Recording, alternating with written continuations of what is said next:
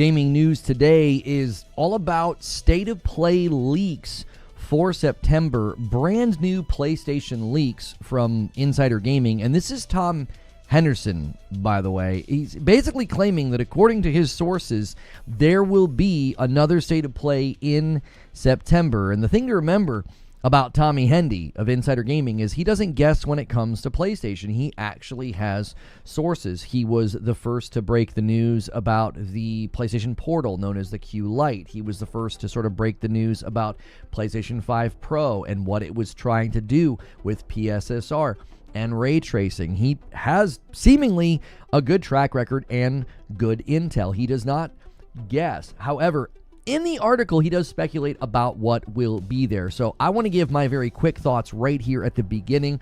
There won't be timestamps for this live stream because I don't really have anything to particularly say other than just to kind of open up and speculate. So the first thing I'm going to say is I've been saying this a lot lately.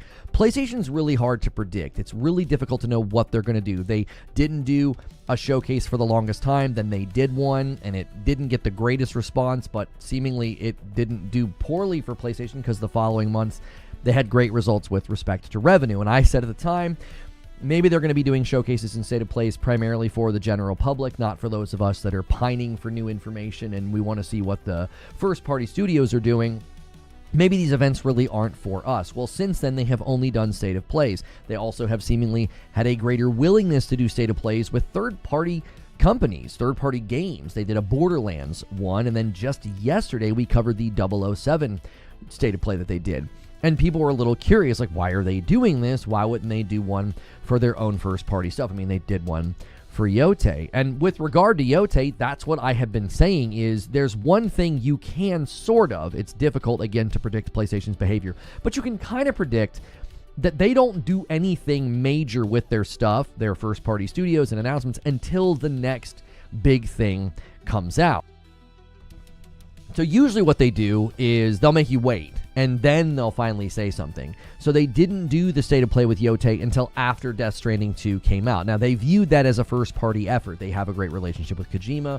They're publishing it. You know, he has the rights to the IP or whatever, but it is an exclusive, and it was viewed as a first-party effort. Herman Hulse said this in an interview. So they didn't do anything, though, with Yotei until after Death Stranding 2 was out. And I assumed they were going to do the exact same thing with Saros, as an example. They indicated, Housemarque indicated, that there would be a deep dive into gameplay later this year. And I was like, well, we're not going to get that until after Yotei comes out. Perhaps Yotei is just too late in the year for their marketing. They're sort of maybe the way they space out marketing. Maybe they understand what's most effective. And they're like, listen, we can't wait until the middle of October to start doing these announcements. Maybe they feel like they're too close to the Game Awards at that point because they do like to do some pretty big things at the Game Awards. So perhaps they're comfortable stepping on Yotei because maybe at the end of this state of play, there'll be a huge, huge push and emphasis on Ghost of Yotei. But according to Tom Henderson, the Wolverine trailer that everybody's been waiting for will likely be at this event. According to the sources, the trailer's basically done, and it will almost assuredly be at this event. If it's not at this event, it will be at probably the Game Awards, and again, this is according to the sources. Now, Tom Henderson went on to speculate, maybe we see the God of War metroidvania game, which is an insane sentence to say, but there apparently is a God of War metroidvania game, and as a huge fan of metroidvanias, I kind of can't wait. We will be playing Hollow Knight Silksong today, for all of you big fans of metroidvania games, but then he sort of speculated that maybe Marathon would be there.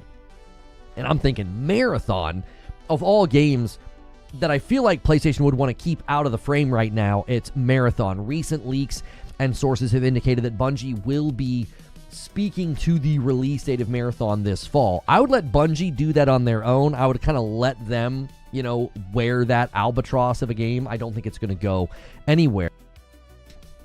But then just this morning, people were speculating about Venom. Maybe the Venom game is real. Maybe it will be there. And I certainly could be compelled to think that the Venom game is in fact real, given that they didn't do any DLC for Spider-Man 2. How well Miles Morales did, I believe, sort of informed their strategy. Like, hey, we could do a smaller spin-off game for $40 or $50 and make way more money, and people get something that's more substantive. than what they got in Spider-Man's 1. You know, its DLC didn't do all that well. It didn't get the greatest reception. And then Miles sort of exploded and was more popular and made him more money.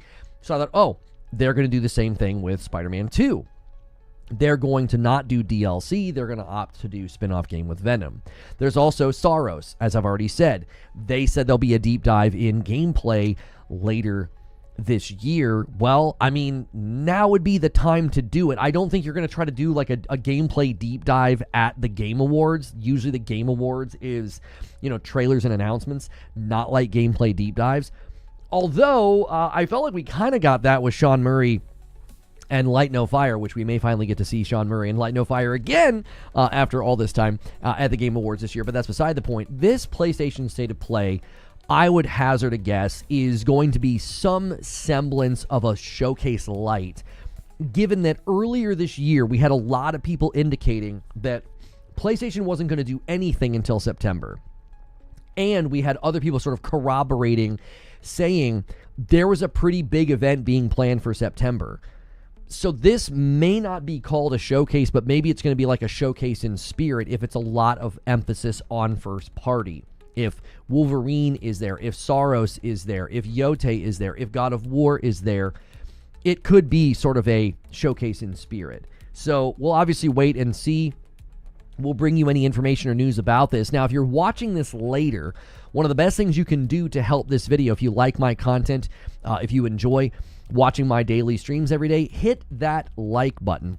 That really helps us out, especially if you're in the live audience right now. The like button has been a little funky lately.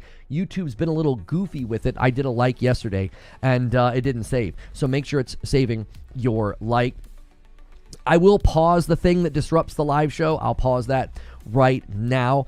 And also check your memberships. You might have a renewal.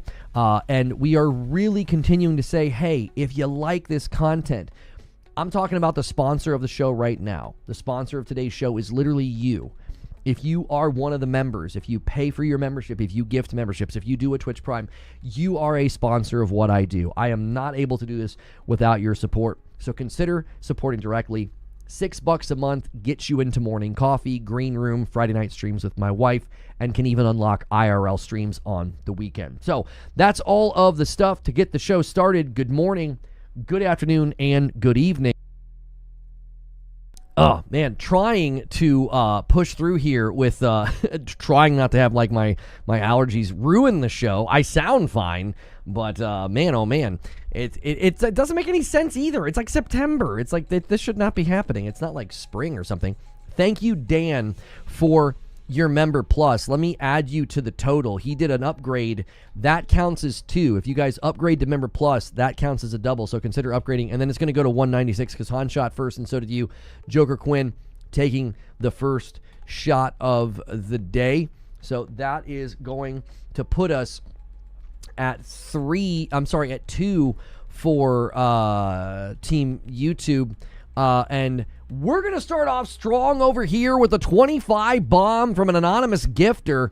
Somebody over here just went crazy, and that's 25 for purple to start the day. And, buddy, do we need it. If you guys are going to unlock Friday night, you got a ways to go. Friday nights with my wife, that's a stream you guys can unlock when you hit that weekly goal. If you hit the stretch goal, then you can make her play this funny Mickey Mouse looking horror game. And Wired Rope is going to secure the next milestone.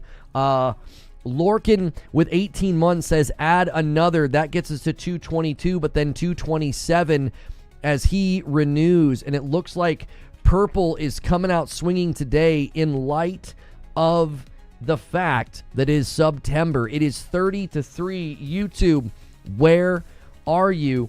Give me just a brief second. Jiminy Christmas.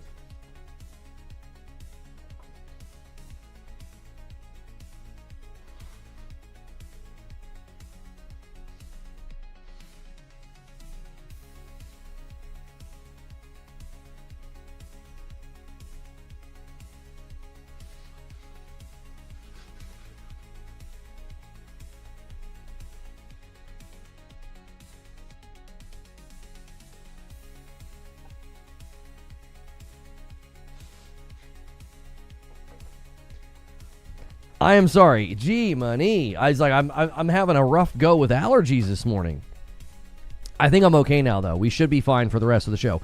Marvel Tokone skipping Xbox. I don't think so. Anonymous Gifter would be a great handle. It really would. I think Marvel Tokone will eventually end up on Xbox and the Nintendo Switch, too. I just think at launch date, PlayStation being the publisher of the game, they're going to want it to be on PlayStation and PC only. They're treating it like a live service game. And a 50 bomb comes in from Pathalon Phoenix out of nowhere.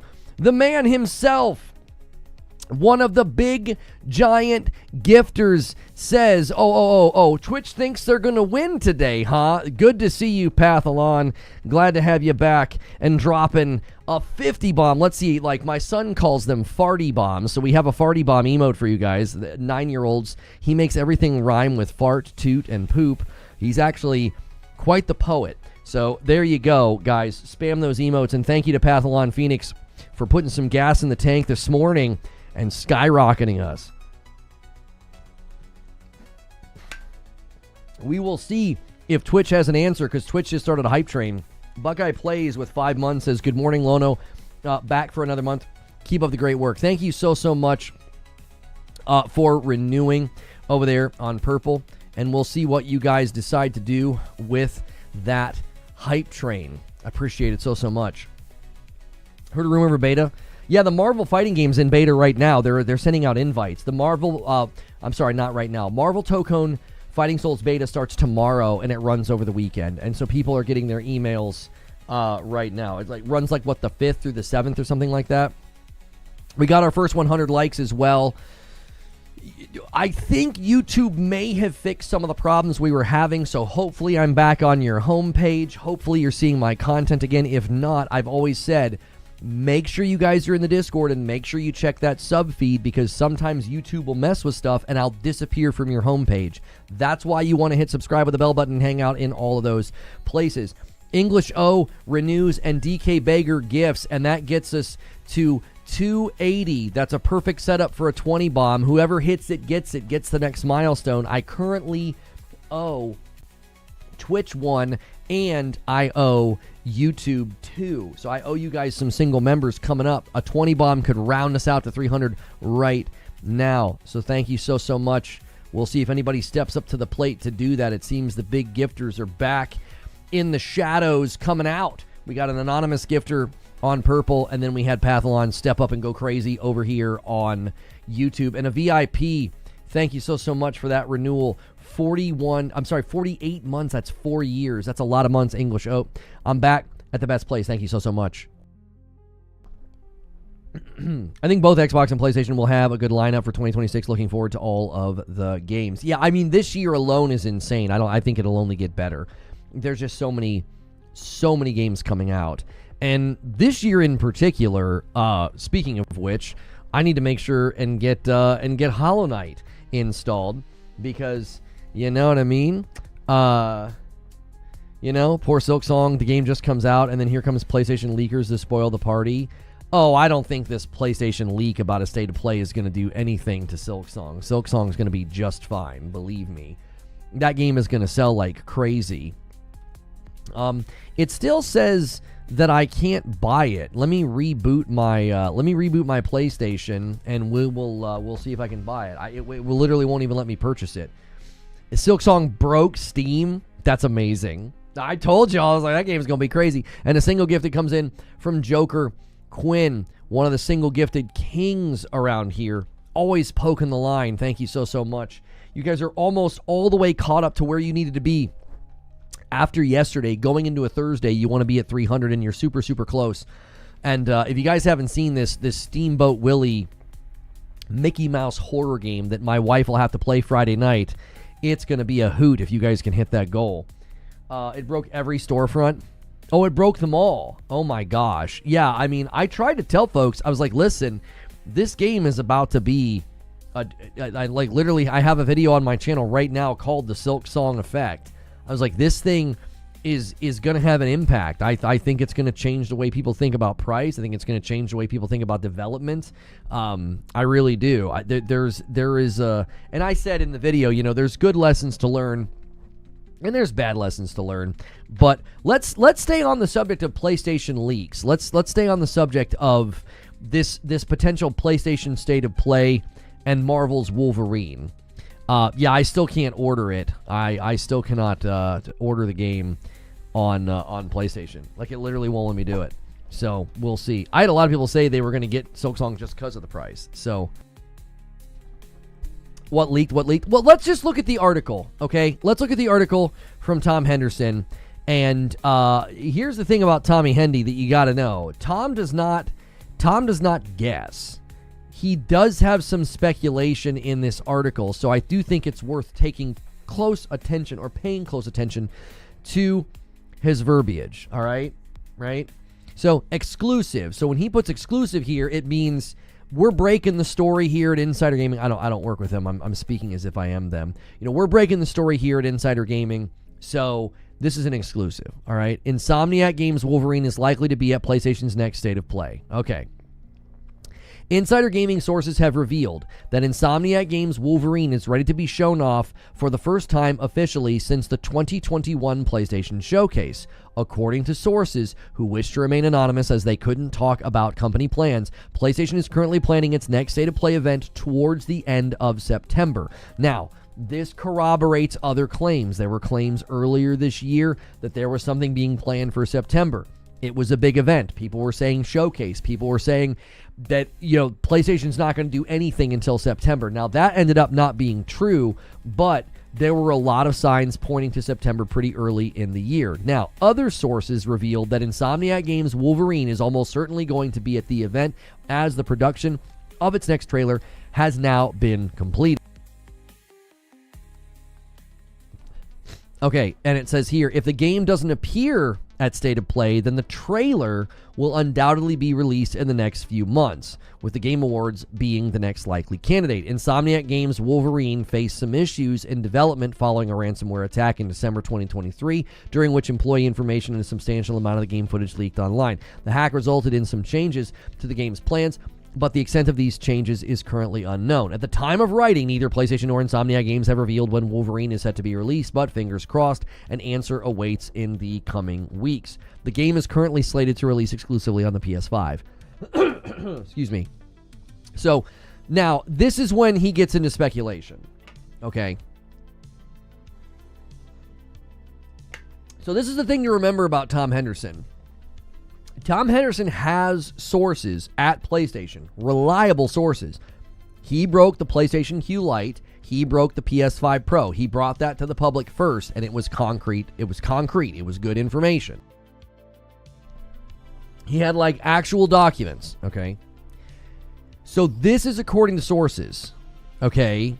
There is a PlayStation State of Play for the end of September, and the other sources are saying that Wolverine will most certainly be there because the trailer's ready. Now, when he gets down here, this is speculation.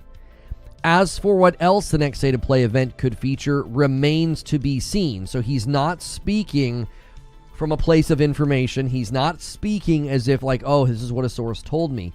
It's likely to feature Bungie's upcoming Marathon, a new Metroidvania God of War, Phantom Blade Zero, and possibly even Naughty Dog's Intergalactic. Now, if the State of Play is at the end of September, then we'll likely see a deeper dive into Ghost of Yotei 2, which releases October the 2nd. All right. My personal opinion, as I said in the show open, ain't no way Marathon is there. The rest of these, it's a toss-up. The rest of those, it's a toss-up. But I don't think you would want Marathon to be there. I don't think that's the time or the place for that.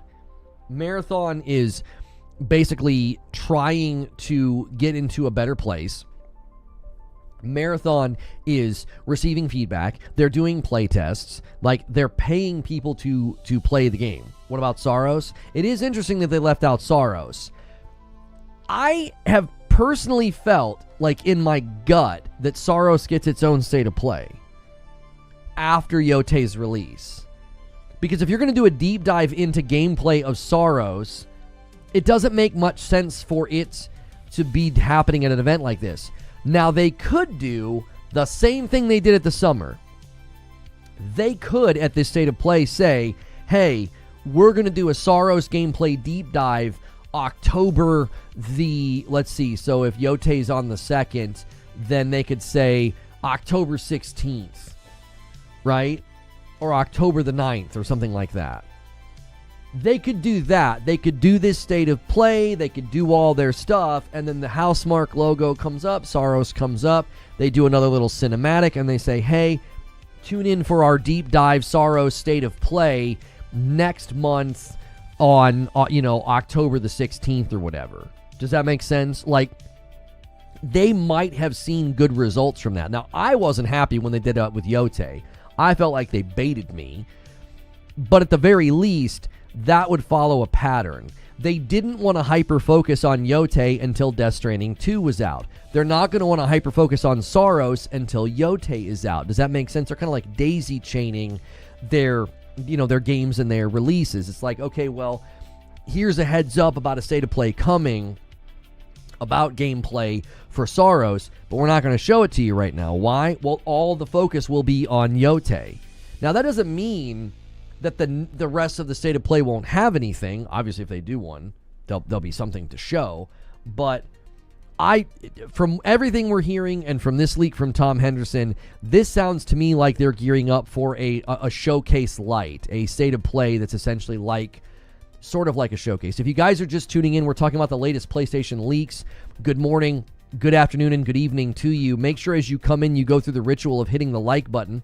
If you're subscribed to my channel, which is totally free to do, by the way, subscribing is free, you can talk in my chat, and that way you can engage in the conversation. And right now, we are just kind of talking about the latest leak about the state of play. What do you guys think will be there? We will be playing Hollow Knight Silksong as our second segment today, so don't worry. Yeah, so you can't even buy Silksong right now in any of the storefronts. It's completely crashed the storefronts. This is why pre-orders are important. This is why pre-orders are important. No, I shouldn't say pre-orders. I should say this is why preloading is important. Sorry. Pre-orders are sometimes scummy. What I meant to say is preloading. This is why preloading is important. Letting people install the game last night or this morning or, a day or two ago, it helps. And you're seeing the results right now when you don't do that. So play the game. I can't right now. We will do a second segment today where I play the game. So, here's the thing. I think Marathon will be there. How many of you guys think that Marathon will be there? I really, really don't. I just don't. You know what I mean?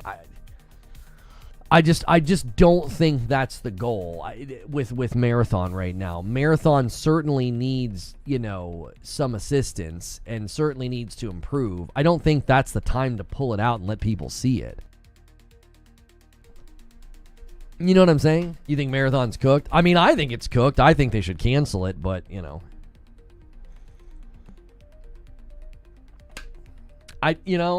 just doesn't seem like it's in a great spot. Not only that, if you're trying to improve a game and you think the game has improved and gotten better, don't you want to just do like a Bungie stream where Bungie can specifically speak to it? Don't you just want to do like a normal thing where you're like, hey, by the way, here's all the things you said. Here's all the things we've improved. Here's all the things that we've tried to make better. That's not really the time to do that during like a state of play. State of plays are meant to be like, here, look at gameplay. Here, look at this trailer. Oh, here's a release date. As opposed to being like, well, let's get down into the dirt and the muck and the mire here and talk about how, how much we've improved Marathon, You can only wishlist Silksong. Yeah, I tried to order a little bit ago. It's completely broken all of the. It's completely broken all the storefronts. Like it just is. It's an absolute. It's an absolute disaster. Saros promised gameplay this year. Oh no, I know. I've already spoken to that. So here's what I think they're going to do. SDO. I think they're going to do the same thing they did with Yotei. Because if they're doing a state of play at the end of September, they don't want to jump in front of Yotei with a bunch of gameplay. So they didn't want to jump in front of Death Stranding 2 in the summer and show a bunch of Yotei. So what do? They said, you can tune into a Ghost of Yotei gameplay state of play later. I think they're going to do the same thing with Saros. I think if Saros and Housemarque are at this state of play, that's what they're going to do. You don't want to suddenly be like, here's a 10-minute deep dive into gameplay into Saros. and step all over Yotei. Now, I don't think you could actually step on Yotei, to be fair, but that's just how PlayStation operates. The 1 year, they wouldn't say anything about God of War Ragnarok until the one Last of Us thing was out. It was like the remake or the remaster. They wouldn't say anything about Ragnarok until that had happened. And they don't mind making announcements, right? They announce Intergalactic, they announce Sorrows. They don't mind making announcements. But if they're going to do an actual gameplay deep dive, I think they like to space those out. They don't like to step on their games. They like to let them breathe. So they let Death Stranding 2 breathe. Then there was some Yotei gameplay. Then they're going to let Yotei breathe. Then there's going to be some Sorrows gameplay. That to me is what they'll do. Now, if Wolverine is at this dadgum event, and they've to me, if you're going to bring Wolverine back out, that means it's coming out next year. I mean, I could be wrong here, but that seems to me to be the right call. If you're finally going to pull Logan out, and you're finally going to let people see Wolverine, you're either trying to establish trust and confidence to get sales this holiday. Like if they're trying to get sales this holiday for the PS5,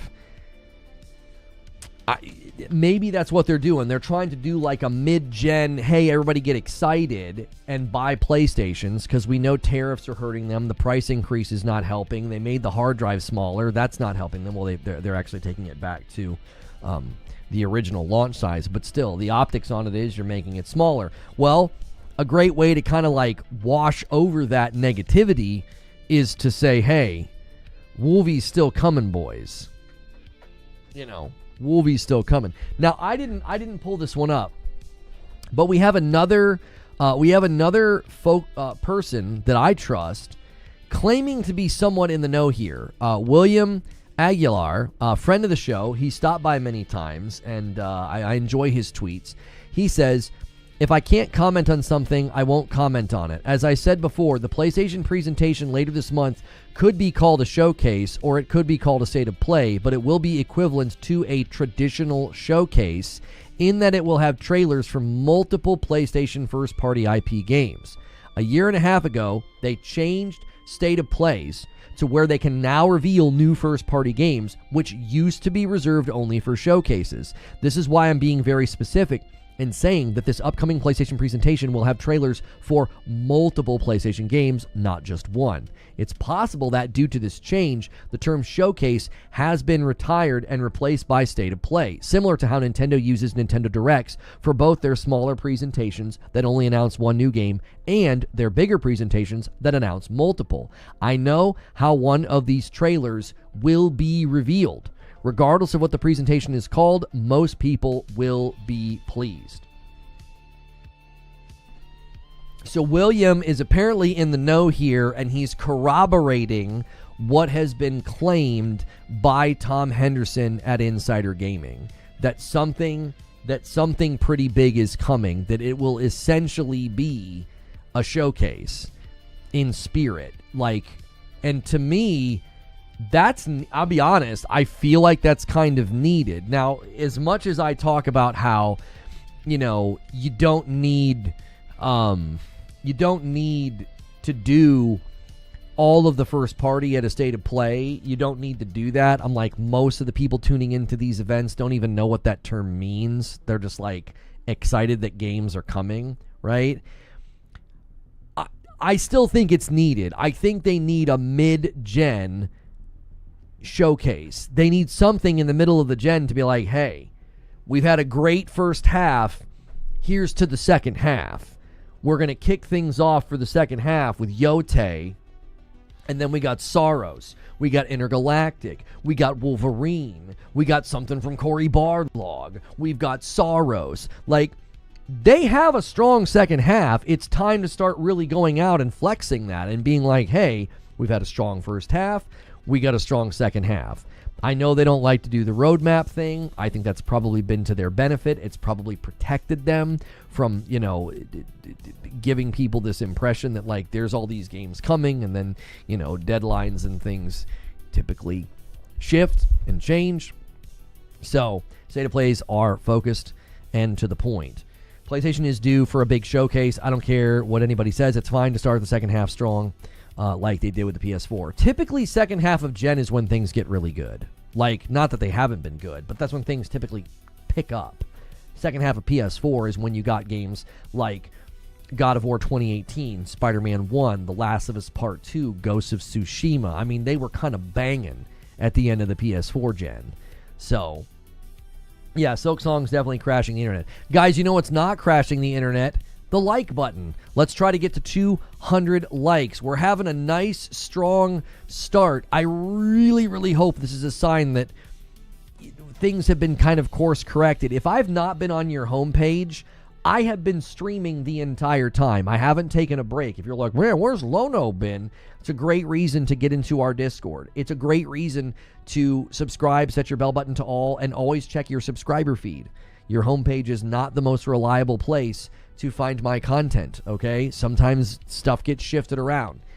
If you've been seeing a segment called Green Room and Morning Coffee on your homepage, that's members-only content that should only be showing up if you're a member.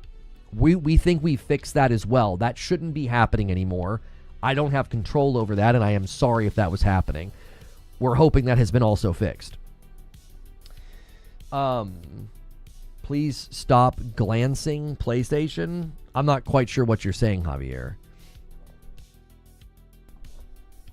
Professionally done segue to likes. Now it has been earned. Thank you. I appreciate that. I'm going to put a little bit more effort into asking for likes. All right. I'll try to make it a little bit more creative just for you, J-Dog. Guys, be like J-Dog. Be like J-Dog, right? Hit that like button. Give me some props there. And thank you so much for all of the new subscribers this morning. Glazing. Javier, I feel like you've been in a weird mood lately, and I can't quite explain it. I feel like you say stuff like that, and I don't know if you're like trying to, I don't know. I'm not quite sure what the issue is. Yeah, even DSB is noticing it. I can't be the only one that's noticed lately. Like, you're kind of being a bit of a troll. This generation's first party's been horrible. So you think Ratchet & Clank, Returnal, Horizon Forbidden West, God of War Ragnarok, Spider-Man 2, Astro Bot, Death Stranding 2, Ghosts of Yotei, you think all those games are terrible? All right. I don't know what to tell you then. I might have missed some. Here's what's interesting. Let's say that you're disappointed. Let's say that you're disappointed in those games. You're disappointed in the first-party PlayStation Studio games. Okay. You're allowed to be disappointed and say, I didn't really like any of those games. Yeah. Telling me that I'm glazing PlayStation because I thought the first half of the gen was good, and I think they've got a very strong second half of the gen. Right? Saying that I'm glazing PlayStation for having that opinion, I don't really understand what the point of that is. That doesn't seem like you're trying to have a conversation. It doesn't seem like you're trying to express your own opinion. It seems like you've just decided to be a dick. Which, if you want to be one, by all means be one, but wear it, and don't be cheeky and be in disguise about it. Just wear it and say, I've decided to be a prick. I don't feel like having a conversation. I don't feel like asking you your opinion. I'm not really going to say my opinion. I'm just going to tell you to stop glazing PlayStation. Like, if you want to come here and have a conversation and you want to talk about how, like, I really didn't like any of those games, I didn't really like any of those first-party efforts, then go ahead and say that. But just because I've enjoyed the first half, and I feel like the second half looks arguably maybe even better, because I'm a bigger fan of Returnal and Tsushima, and I'm getting Yotei next month, and I'm getting Saros from Housemarque. Like, that's pretty exciting. If that's glazing to you, I can't help you. That just seems like me saying, hey, I'm excited. I feel like they've done a good job. I just don't understand. I enjoyed the first half also. Are we sure it's the same Javier Cotto? I'm pretty sure it's the same Javier Cotto. He's been here a long time. I mean, his badge color is red. That's totally him. It's a 9-year-old account. He's got a ton of chat history here. It's not some imposter. Heck says, to be fair, if anyone has earned their flowers, it's Sony and their first-party games, and I'm not really a PlayStation guy. The first half was great. I agree with you. What? Now I'm confused. I don't understand. You said, please stop glazing PlayStation. This generation first party has been horrible. I don't understand. What you just said this generation, as in the 5 years that we have been in this generation. Now I don't even understand what your position is. I don't understand it at all. A £5 super chat from Edward Hulse. Silksong crashed Steam, eShop, and PlayStation Store. It's GTA 6 level phenomenon of 2025. I feel like it could end up being Game of the Year now, but we'll see. I appreciate the super chat. I don't think sales drive the they don't really drive Game of the Year to the same degree that you'll see in like a year where, you know, the games that top the sales charts, right, are typically outdone by games that don't sell nearly as many copies at the podium. I mean, the exceptions to this would probably be something like, you know, when like Breath of the Wild won. It was certainly one of the best-selling games that year. But then when a year where like It Takes Two wins, or Sekiro wins, or Last of Us Part 2 wins, you know, most of the time when something wins Game of the Year, it's not in relation to sales. Sometimes they both sort of coalesce. That was mistyped. I'm driving. My bad. All right. I don't know. I feel like lately you've been kind of trollish, and I don't really understand it. I don't know. I don't know. It certainly wouldn't be the first time suddenly somebody decides they're tired being friendly and they decide to be very very trollish, you know? We've certainly been there before. I just felt like lately you would say stuff, just, I don't know, maybe hoping to get a reaction. And a single gifted comes in from Joker Quinn. And he says, boys, what are we slowing down for here? 283 on the total. You guys can make my wife play a scary Mickey Mouse game on Friday night called Bad Cheese if we get to the stretch goal.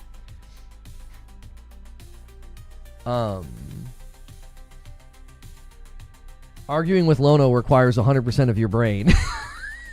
He wasn't even arguing. He just said, stop glazing PlayStation. I was like, what do you mean? Like, I feel like they have done a very good job first half.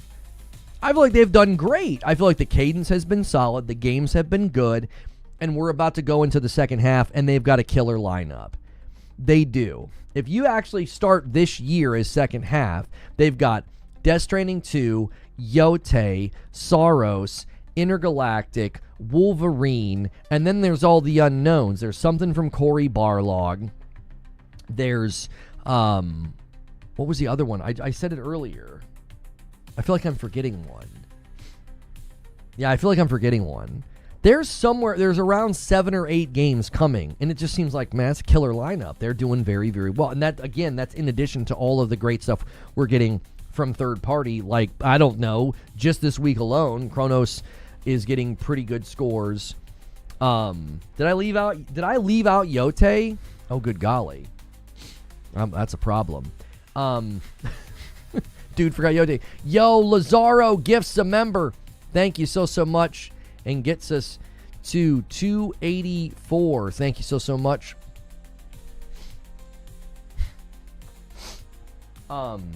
Yeah, Phantom Blade Zero. Yeah. I forgot about Phantom Blade Zero. Yep, there's another one.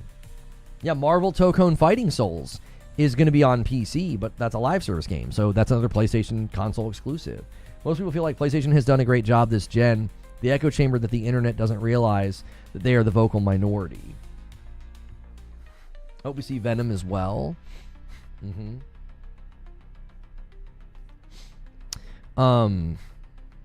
Yeah, don't text and drive, for Pete's sakes.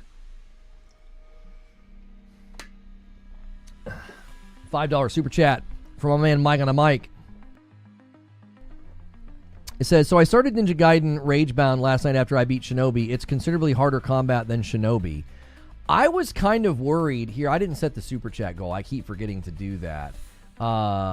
Every 5 super chats, I will owe you guys a member. I will gift a member. So make sure if you guys prefer super chats, you guys can add to that as well. Yeah, I looked at the Ninja Gaiden Ragebound gameplay and I was like, that looks really rigid and stiff. That doesn't look like my bag. You know, Shinobi, I rolled credits on Shinobi last night. Phenomenal game. It's easily in my top 5 right now this year. Such a wonderful game. Great experience. I got 100% on every single map. I bought every single item. I was worried I was going to platinum it by accident, but you unlock a boss rush at the end. So I was like, whew. Like when I bought the final item, I was like, oh my gosh, did I accidentally platinum this game? Because I don't ever want to get a platinum. I want to be like that guy that just doesn't have any platinums. Guys, we're really close to 200 likes. That's kind of like a platinum. So help us get to 200 likes. Hit that thumbs up button. Xbox Gamer here. PlayStation exclusives are stacked. Yeah, I feel like they've just done a perfectly good job. Like, I don't, again, we don't need to belabor that point. He apparently, that's not what he meant to say. So I don't know what he meant to say, but whatever. You can't just say rigid and stiff without a comment in a room full of dudes. These are the rules. Well, okay. Get it out of your system. Sony will be like, the closest to Venom you'll be seeing is The Last Dance. I think Venom exists. I do. I think it exists. I don't think they had it on roadmaps internally. I don't think you build out that entire move set. I don't think you do all that and then you're like, nah, we're good. We're not going to do anything with it. I don't know if we're having trouble over there. Are you guys having any issues over there on Twitch? Twitch is looking a tad strange today with respect to turnout. So I'm not really sure. If somebody was saying it was acting funny earlier, like buffering or something. Hopefully you guys are not having difficulty over there. Like nobody's talking on Twitch, and turnout is like markedly way down. I'm not quite sure what's going on. If you guys are having difficulty over there, please let me know. I don't have any control over any of the problem. No issue outside the PlayStation glaze. Okay, so Drewski's working and lurking. Okay, all right. You're just watching on YouTube today. No, that's totally fine. That's totally fine. It was tripping out on you earlier. Okay. Oh, I wonder if Silksong is causing the Twitch platform to act up and people are just coming over here to YouTube. Okay. It's working. I'm working, no issues. Okay. Well, we're looking much better on YouTube, and maybe that's what happened. Maybe I'm getting a false positive here. Maybe people just switched and came over because they were like, it's acting bad over here because of Silksong. Thank you for the 10 bomb comes in from Broken Earth. We have ourselves a little bit of a run here. We're 6 away from the next milestone. Purple, now that I woke you all up from your stupor of lurking, it's September, and you're losing today, 66-32. Let's see it. Let's see what y'all got. Yes, I will be playing Silksong later. It'll be the second thing I do today. I can't even 2D bomb. There you go. I can't even buy the game right now. This is why preloading is so important. They're basically overwhelming the servers. Like all I can do is wish list the game. We might not even be able to play it today. I don't know. I might have to boot up my Series X and see if I can install it with Game Pass just so I can play it today. You know what I'm saying? Like all I can do on PlayStation right now is wish list the game. I can't do anything else. And a single comes in from Stonespire. Stonespire's making it really, really easy on you guys. A 5 bomb is all that's needed to get to 300, and then you guys are basically right back on pace where you needed to be. If you want to unlock Madam on Friday night, you need that 500. Whoever hits it gets it. You don't get the Silk Song hype. And a 5 bomb comes in from Broken Earth. He secures it for YouTube. Team YouTube is showing up today. They don't have September, and they're showing up to play.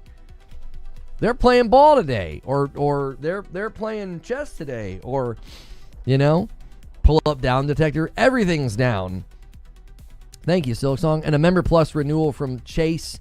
Thank you so much, Chase, for renewing your membership over here and for doing a Member Plus on YouTube. Oops, that's not right. There we go. Try the apps. Yeah, I could try the PlayStation app. Let's see if I can do it through there. Let's see. So there's Hollow Knight Silksong on the app. No, it just says that it released. It literally has the word released. It says, yep, it's released all right. Yep. I'm impressed they kept it that cheap.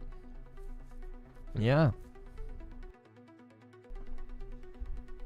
Yeah, it's released.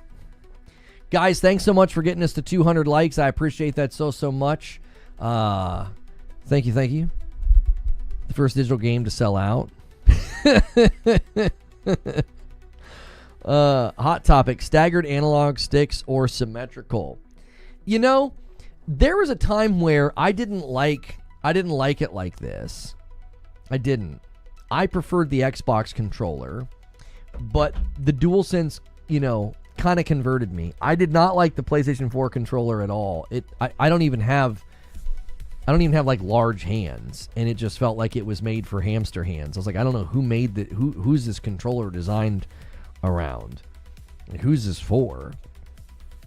And I just preferred the Xbox controller. I beat Spider-Man 1 and God of War 2018 with an Xbox controller. I had a Cronus Max, and I used that on my PlayStation 4. I just couldn't do it. It drove me crazy. I was way too used to the Xbox controller. So, but this DualSense really changed my mind. It feels better. It feels more comfortable than the previous. I wouldn't mind having the joystick, the way that it was on the Xbox, because bringing my finger down to the D-pad feels more natural still to this day.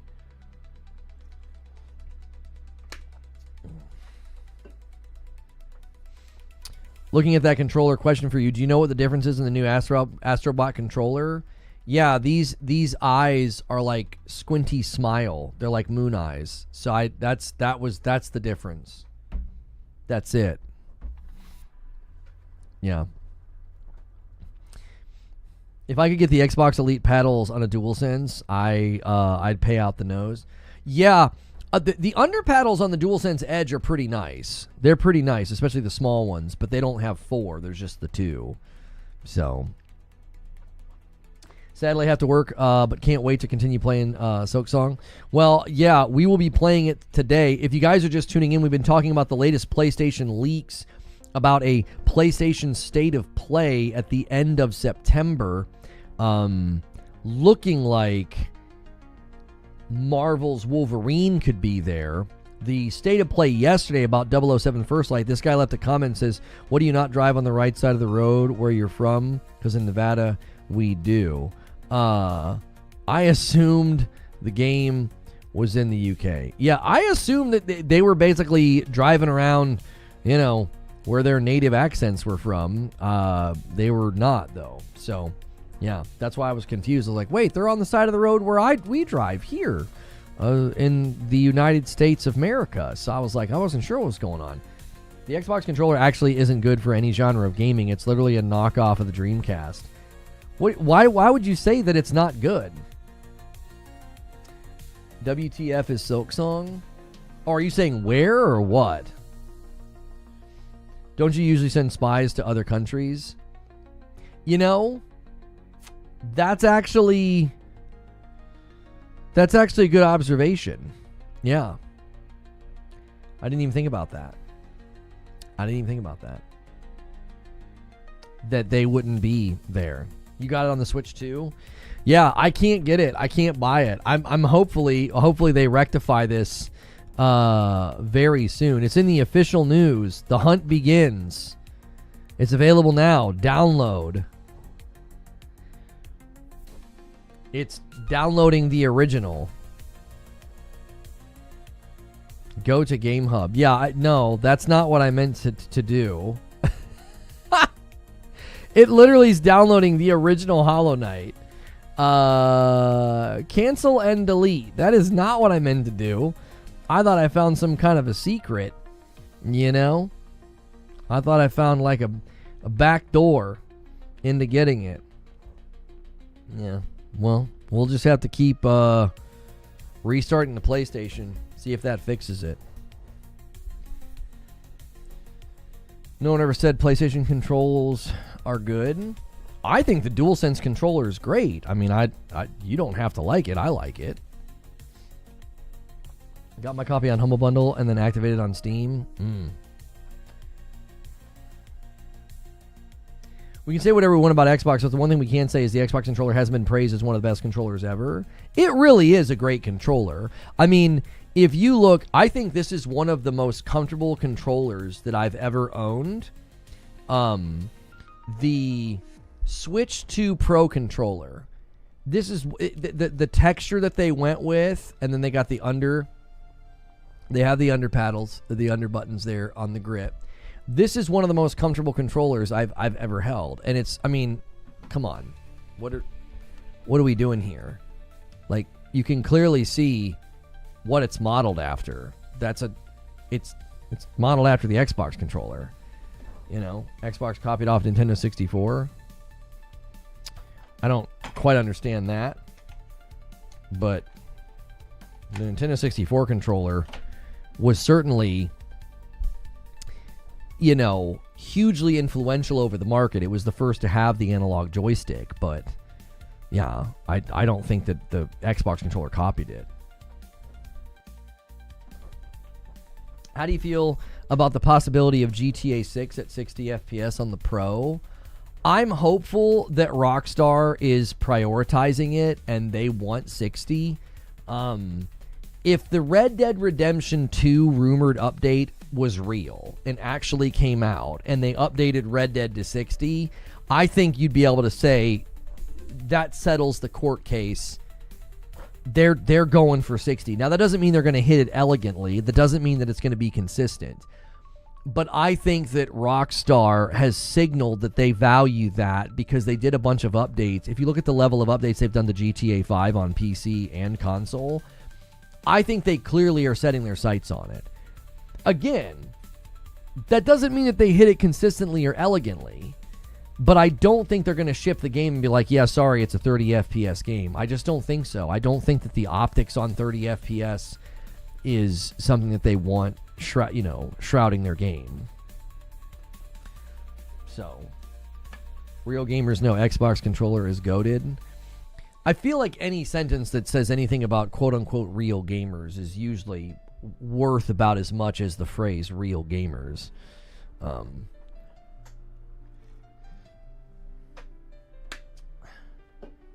Nintendo 64 had the AB button. Okay.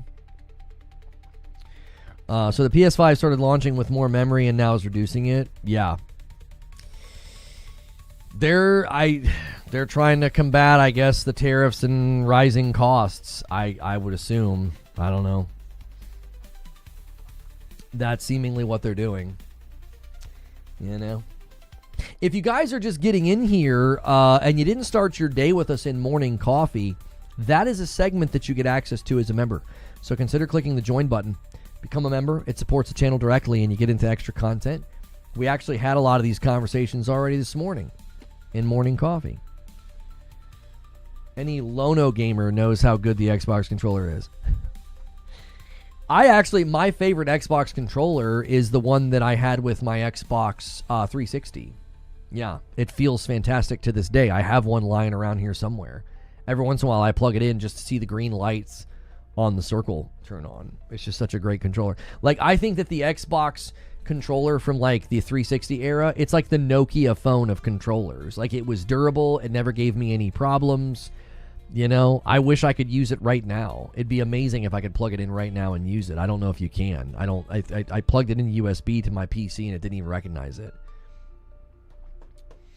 I still have a USB cable for it and it doesn't even recognize it, which is a bit of a bummer, you know. Bit of a bummer because it's a great little controller, you know. It's got this, like, again, it's like the Nokia phone of controllers. It's fantastic. If you guys are finding this stream on your homepage or suggest, if you clicked on this video because I was on like your YouTube homepage or suggest, thank you so much for being here. Make sure you guys are hitting subscribe and the bell button so you don't miss my future shows. I am safe for work, by the way. This is a daily talk show about the gaming industry, gaming news, daily gameplay as well whenever there's games to be played. So make sure you hit subscribe. If you haven't done that already on YouTube, it's totally free to subscribe. And if you've been here long enough that you like it and want to support it directly, that's what the memberships are for. Dreamcast was a great controller. It was a little on the big side, but it was a nice controller. Yeah. It was a nice controller. 187 says, are you sure all I see is gatekeepers? I will never cry over PlayStation controller. You're not making much sense this morning either, 187. I don't know. A couple of you guys are seemingly kind of bored and just trying to bait. Your bait game's pretty weak. I'm not quite sure what your goal is. The wireless 360 pad needs an adapter for PC. Wired works natively. I plugged it in with my USB cable and it didn't recognize it. Yeah, I don't understand. I don't know. Maybe I did something wrong. I mean, it doesn't seem like there'd be anything to do wrong there. It didn't have a battery pack on it, but it didn't feel like it needed one. It's plugged in through USB. Yeah.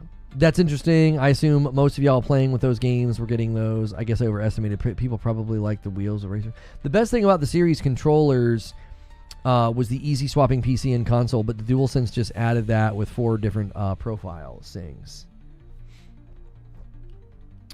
The new No Man's Sky updates fire. Man, I'm seeing some impressive ships on my timeline, dude. Just some good-looking stuff out there. People are building Thomas the Tank Engine, Nokia phones, Millennium Falcons. It's awesome. What could they really show this state of play to drive interest? I'm not hating, but I don't really think Yotei is as hyped as Sony might think it is. So they did a Yotei state of play that got over 3 million views. You don't think that's strong? That's a pretty high viewed state of play. Like, if I just go to YouTube and I just type Ghost of Yotei trailer, right? Let's just look at the interest level in these trailers. 11 months ago, here's the announced trailer with almost 8 million views. Here's the state of play deep dive, almost 4 million views. I don't think your assessment's correct. I mean, this is a secondary upload to IGN, over 1 million views. Ghost of Yotei, the Onryo's List, 2.3 million views. I don't know, man. Like, secondary channels like PlayStation France are obviously not going to get as much, but that's secondary upload. That's a secondary upload. That's like a later thing. I mean, 500,000 views here almost just for firearms gameplay. It was like a minute long. I don't know. I feel like Yotei is doing pretty well. Now, to take your question beyond Yotei, to be like, well, what could they possibly show to get people excited? I mean, pretty much anything. I feel like anything they've got to show, people would be pretty excited. Saros gameplay could get people excited. Now, not to the degree and the demand of like a mainstay title that they have. They could show Wolverine. They could show more Intergalactic. Regardless of what people are saying about Intergalactic, It'll be commercially successful just like The Last of Us Part 2 was. I mean, hate all you want. People did the same thing with Horizon. They tried to hate on Horizon and say it was woke and that they made her ugly. And the Horizon franchise has sold like 38 million units. You know what I mean?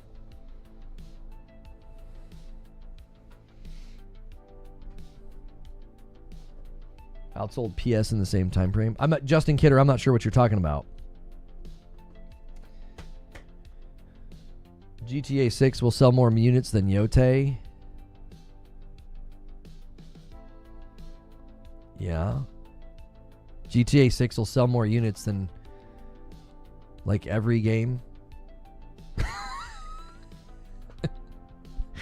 You know, McDonald's sells more cheeseburgers than, you know, Wendy's. Yeah. It's quite the observation. One of the biggest games in history. PC console units. Oh, you're saying GTA 6 will sell more PlayStation units than Yotei. Again, I feel like that's a pretty fair observation to make. I don't think anybody's going to dispute that. Helldivers 2? You're saying Helldivers 2 outsold PlayStation in the same time frame?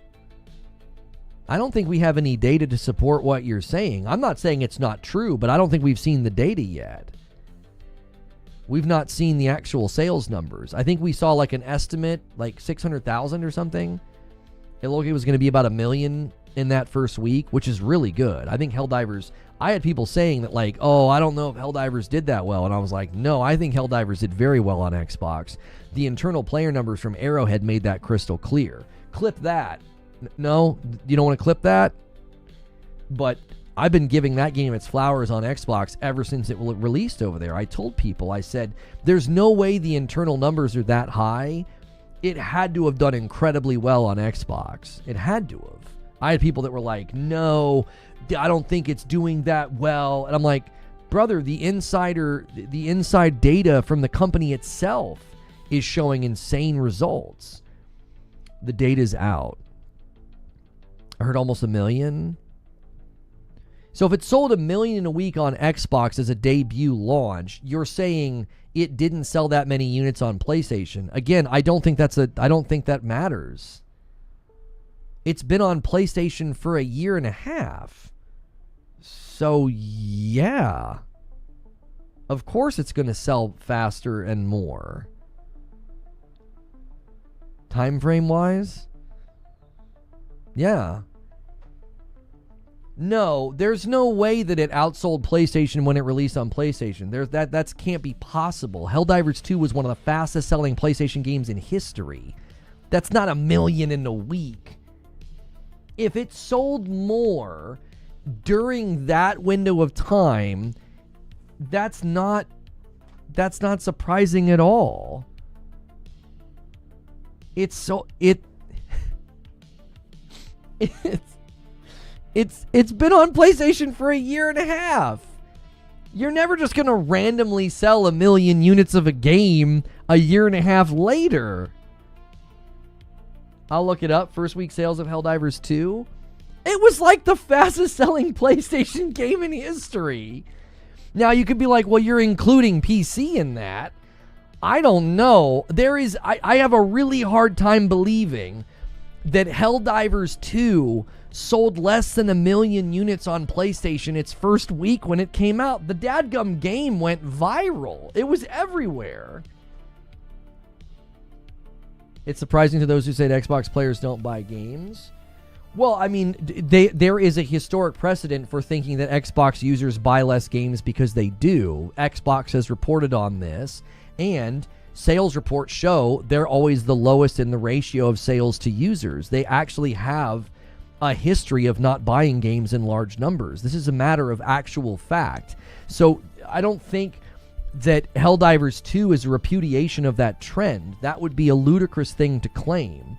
that platform has fostered a culture of people that don't buy games. They don't. They brag about not buying games. They wear it as a badge of honor. Sales reports consistently come out, and they show that they're always the lowest on ratio to user sales. So Helldivers 2 doing well on Xbox is not a repudiation of all of the data that we've had up to this point.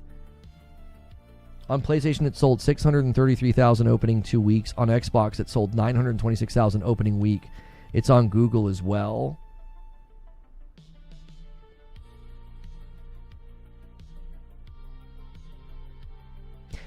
So I'm supposed to believe that when Helldivers 2 released, it was hitting 500,000 concurrents on Steam, and it only sold 633,000 units in the first 2 weeks it was on PlayStation. That doesn't make an ounce of sense to me. That game went viral. You couldn't freaking play it. You literally weren't able to play it. There were so many people trying to play. And I'm supposed to believe it sold less than 1 million units on PlayStation the first 2 weeks? I can confirm it says 1 million combined in the first week. Was it viral week 1 or week 2 or 3? Helldivers went viral its second and third week. That's when you couldn't play. Like, the first week was pretty bad, so maybe they're being very specific in the data point. Maybe they're like, oh, that first week. But the second and third weeks, like, you couldn't even play. They talked about how it had a reverse sales curve. Matt Piscatella talked about how they had never really seen this before, that usually your sales curve goes down after opening week, and it went like this. Like, Helldivers had a reverse sales curve. So maybe they're being very specific, and they're like, oh, that opening week, they didn't sell that many copies of Helldivers 2 on PlayStation, but as time went on, the numbers were stupid. Like, you couldn't even play. There was like 500,000 people trying to play just on Steam alone. Again, there is no data on PlayStation sales week 1. Becoming PlayStation's fastest selling game of all time. That's what I'm saying. If it's PlayStation's fastest selling game of all time, and you're like, well, that opening week though, and it's like, well, okay, the game went viral and sold like crazy. Whether it's week 1 or 2, does it really matter? It sold 12 million in 12 weeks. That's what I'm saying. Like, I don't think that data point is showing that, like, PlayStation users weren't buying it or something. The data points being compared are the first 6 days. Tom Henderson has an article on it if you want to look at it. Oh, for Pete's sakes.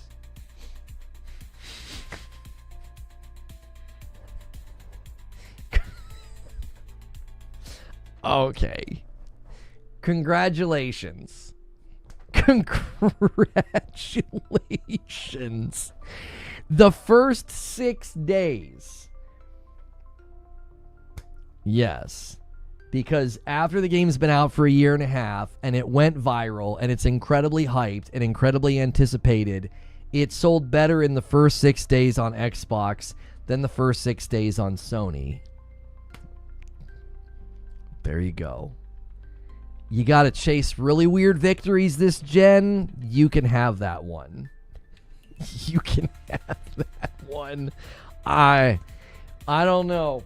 That seems like an awful lot of combing over data sheets and sales numbers, something that I thought didn't matter. Now all of a sudden it matters. Like, we're gonna be like, well, these first 6 days, if you only look at the first 6 days, okay. All right. Go run your victory laps on that one. Jiminy Christmas. Good Lord. That's what people... Oh, all right. Bless their hearts. Bless their hearts. The first 58 hours and 37 minutes of sales. That's what I'm saying. It's so cliche it hurts. It's so cliche that it hurts. It's like 4 to 5 years of a very, very terrible cadence, and they had like a really good 6 months of cadence, and they all started saying PlayStation has no games, and it's like playing baseball and only keeping track of the score in one inning. It's like, it's so cliche that it hurts. It actually hurts. It's like, well, we did better if you only look at the first 6 days before the game went viral and was super popular. It's like, oh, wow. Yeah, good for you. Again, none of this is a repudiation of the trends on that platform. See, this is what happens. People take it personal, and they shouldn't. That platform champions a value point of not buying games. Own it, wear it. You brag about it all the time, and then when it actually gets cited as a data point, you want to clutch your pearls. It's a value point of the platform. It's a value point of Game Pass, that you don't have to buy games. You can't trumpet that for 5 years, and then when it shows in the data trends of non-purchase, clutch your pearls like it's an insult. It's supposed to be a badge of honor. It's supposed to be a value point of the brand. It's literally the central identity of the brand. It's only notable because it so rarely happens. $2 super chat from J Hart. Right, like, it's like the player who's been doing poor all year all of a sudden puts up a triple-double, and you're like, what the frick was that? Well, yeah, you're going to take notice of it. It doesn't repudiate the stats behind him. Holy mackerel. Like, what should be celebrated, okay, is that Helldivers 2 is doing really well, and players are having a good time, and players are playing. That's what should be celebrated, being like, well, if we only look at the first 6 days. AOZ says, check my last comment on the sales trend. AOZ says, Helldivers 2 was a phenomenon that had tremendous sales several weeks after release due to word of mouth. That's right. So if you're only going to compare the first 6 weeks, it's a cherry-picked data point. Look at the first month and then talk. Like, do that. Look at the first month. Do a fair snapshot and say, well, how did the game do the first month on this platform versus the first month on that platform? It's not even going to be a comparison. It's not, because you can't compare those moments in time. It's not a fair comparison because the game went viral. It was everybody. There were celebrities talking about the dadgum game. Like, you can't reproduce that a year and a half later. You're not going to reproduce that a year and a half later. It sold a combined 1 million in week 1 and 2 million in week 2 and a total of 3. That's weird. It's a reverse sales curve. It broke all the rules. It didn't make sense as a game. So, yeah, getting like caught up on like, but it sold more. Again, that is such a cherry-picked stat. Nobody expected that game to sell that well. Their own CEO, he told their tech department, he said, yeah, don't anticipate more than about 100,000 concurrents max. They didn't even have a queuing system made for the game. They didn't think that they were going to need one. Do you understand how insane that is? I still can't buy Silksong. I still can't buy it. Your content sucks? Then why are you here? Helldivers 2, leading up to release, nobody knew it was going to be a banger. That's what I mean. Coming out on Xbox after it's a household name is different. That's right. Like, it's such a dumb comparison. You know? It's like, congratulations. I mean, a game that went viral sold well on your system a year and a half later. I mean, again, I don't think any of that repudiates the trend of the platform. I don't think that's showing a sign of difference on that platform. Yeah, I already tried on my phone. I'll try again. I don't think you're suddenly going to see, you know, Xbox topping the sales charts with their console. That's not something that the brand is known for. It isn't. It's not known for that. It's known for Game Pass. So when sales matter, It's just killing another fake talking point. We buy games if fun. No, it's not. That's not a fake talking point. That is data-driven analysis, 187. It's data-driven analysis. It is factual. Xbox said it themselves during the FTC trial. Game Pass cannibalizes sales. Companies like Rockstar and traditionally Activision avoided Game Pass day and date because it was value destructive and would hurt sales. They've looked at the sales numbers. Data analysis from places like GameIndustry.biz and others have shown that Xbox traditionally and consistently doesn't have good sales ratios because of Game Pass. These are data points. It's not opinion. It's not a talking point. It's not a false narrative. These are facts.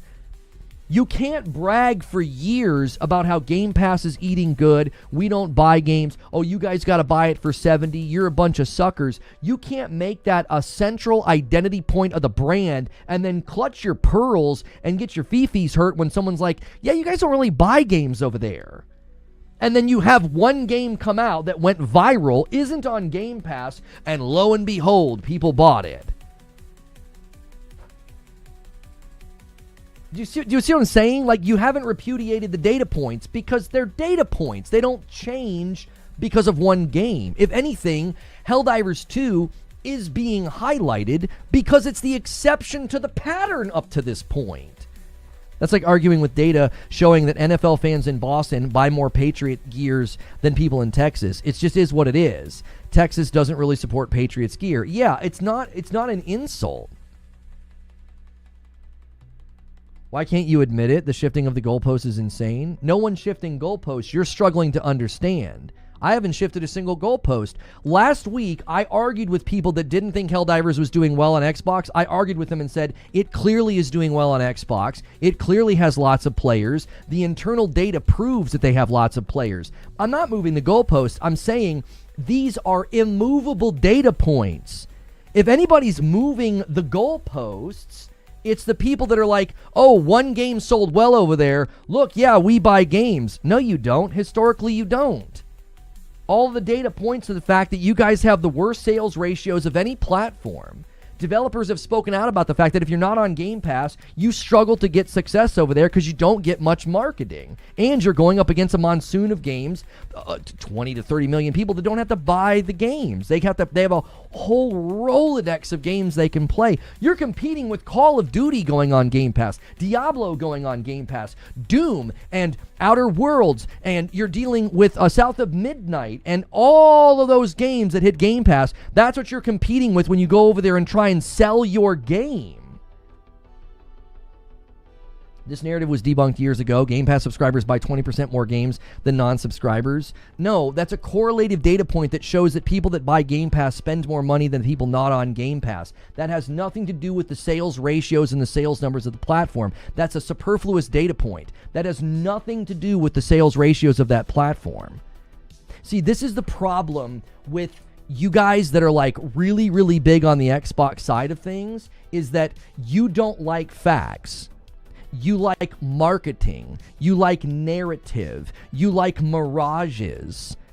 You don't like data. You're all about the data with Helldivers 2, but you ignore all of the data up to this point. Internal documents during the FTC trial where Microsoft and Xbox admit that Game Pass cannibalizes sales. All of a sudden, you're really big on the data points. All the data points up to now have shown it is a platform that doesn't buy games to the degree of other platforms. Do you understand? That's the point. It's not an insult. It's literally called an emergent property. When you give 25 million people the ability to not buy lots of games, I wonder what they're going to do. They're not going to buy a lot of the games. They're just going to play them on Game Pass. Literally, an Xbox developer just said that a lot of people use Game Pass and play a game for 5 minutes and then put it down. People were gloating about not buying Silksong. Yeah, just this week, I had people in my chat and in my comment section, anytime Silksong came up, can't wait to play it on Game Pass. Can't wait to play it on Game Pass. A $20 viral, taking the internet by storm game, and people are like, yeah, I'm not going to buy it. Just look it up. I'm repeating a sourced article. I'm not trying to argue, just repeating what I read. Right, but Eastside Vandal, you claimed that it refuted the argument. No, it doesn't. All it shows is that people who are willing to pay for a subscription, on average, they spend more money in a year than people who don't. The same could be said with PS Plus. That's a more ingratiated, more ingrained gamer. They tend to spend more money because they already are spending more money, right? They're not just buying 1 or 2 games a year. They're actually buying a subscription service. They're more ingrained. They probably also, if you ran the data, they probably also spend more money on microtransactions than the average person who doesn't buy into a subscription, because it's seemingly they're a more engaged gamer. We're not talking about average annual spend. We're talking about the behavior of a user base that was literally, groomed is a terrible word, but essentially what it is, groomed into not buying games, because you are literally selling them that as a value point. I don't understand why this is such a hard thing for people to understand. Xbox has trumpeted the value point, and their evangelistic marketing repeating mouthpieces have done the same thing. Game Pass, best value in gaming. Game Pass is the greatest value in gaming. Look at all these games I can play, and I don't have to buy. People talk about the frugality of it. People talk about the fact that it saves them lots of money. And then when somebody turns around and points to the data points about the fact that, like, that platform sales ratio to users is the lowest, you clutch your pearls and act like it's an insult. It's like you just spent the last 5 years bragging about the fact that that platform saves you money. You don't think that's going to have an impact on sales numbers? I have not said anything in the last 2-minute rant that says it's a negative. I didn't say it's bad. I didn't say it's negative. I spoke in pure fact-laden language. I didn't say this is bad, this is stupid, this is negative, this is toxic, this is value destructive. Now, earlier I said it was value destructive when I was quoting like CEOs, but I have not once in this debate said that it's a negative. I have simply spoken in fact-laden language. It's a platform that trumpets value by literally subscribing so you don't have to buy games. That's its value point. You've made it an insult? When have I made it an insult? When? Give me an example of when I've made it an insult that's a platform that has fostered an ecosystem of non-purchase. When have I ever said that is an insult? I've never used it as an insult. You sound like another person who sits in here in the shadows, waits for an Xbox topic to come up. You say things you know that aren't true because I'm very ruthlessly rigid on facts and truth, and I can't stand when people lie. You get me to get into a debate like this, and then you project, do some more lying, and say, well, you use it as an insult. When have I ever used it as an insult? When? Last week, when I said that Helldivers was doing very well? When I told people the internal data from Arrowhead proves that it's doing well on Xbox? It doesn't need to be at the top of an engagement chart for me to know that it is actually doing well over there. Ruthlessly rigid on facts that affirm your truths. I don't have a truth. There's only the truth, brother. I don't have a truth. I'm not some 8th wave feminist on Twitter.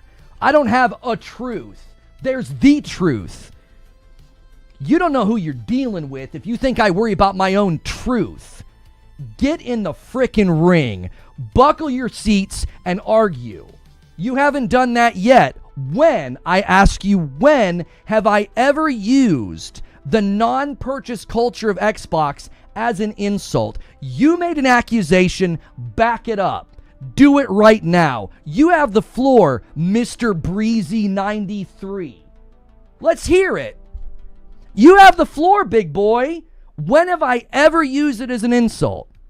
I've always talked about the fact that it's amazing value. If you're extracting that value from the market, then go for it. If you feel like that's the best for you, go for it. It's amazing value for dads and parents and people that just give a Series S to their kiddos. I've never used it as an insult. So go for it. Back up your accusation. Or are you just going to throw around an insult and say that I'm arguing for my truth? a lot do. That's all he's saying. That's not what he said. That's not what he said. He didn't say a lot of people throw it around as an insult. He said that I do. If you're going to get in this ring and take a cheap shot, then be prepared to get haymaker to the canvas. I'm freaking tired of people like you. I'm sick of you. You sit in the shadows, you get a gifted member from somebody else's paycheck, and then you want to hurl insults at me. Stand up and say it with your full damn chest. When have I ever used the fact that Xbox fosters a culture of non-purchase as an insult? We're all waiting. Can you do it? I don't think you can. You're just another coward like the cowards on Twitter and the salt farmers who can't create their own frickin' content. You're no different than them. I have never used it as an insult. Never. I don't insult people based on how they spend their money. I'm not like you. That's the difference. You probably do insult people based on how they spend their money, like a lot of the people that have made fun of me and call me all sorts of names, and they call the PS5 Pro a scam. You see, the difference between me and you is I actually respect the people that I engage with, and I actually respect the people who do things differently than me, because I'm not a 2-year-old who's insulted by somebody being different than me.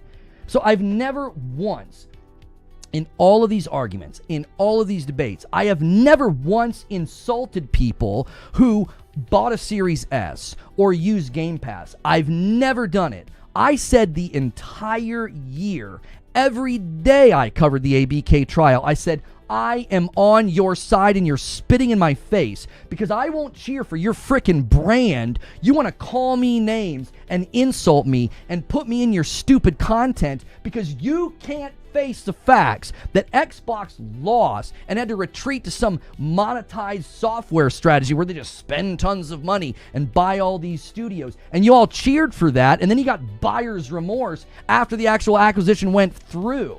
And that entire time I tried to tell people, I'm taking up for the consumer. They sold you a bill of goods on the Series S. They put out these fake, stupid roadmaps that never come to fruition. Why? Because they want to keep you on Game Pass. You want to talk about anti-consumer. They're the most anti-consumer brand, and they somehow have got all these people so drunk on green Kool-Aid, they can't see it. And I got to put up with all of you every time you come to my stream or my Twitter feeds or my comment section to listen to you talk about the fact that I'm the shill. As you drink from a well of lies and Kool-Aid about Game Pass has got so much value, it's so pro-consumer. Shut the frick up about pro-consumer.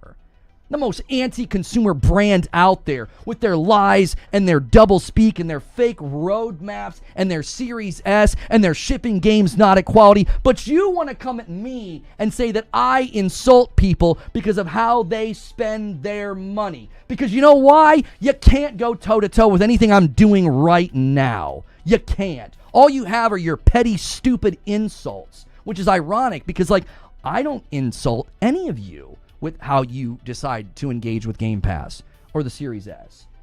But you got no problem insulting me. You got no problem insulting me. Like, the idea that you're trying to cast me as somebody who throws insults, just Google my brand's name. Just go to YouTube and Google my brand's name.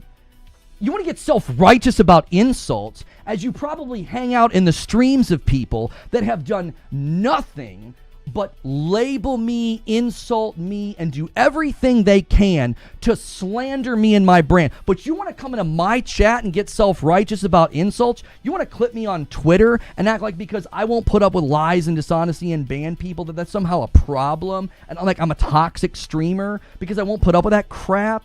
It's amazing how self-righteous people get as they literally sit atop a pile of refuse and they want to talk about cleanliness.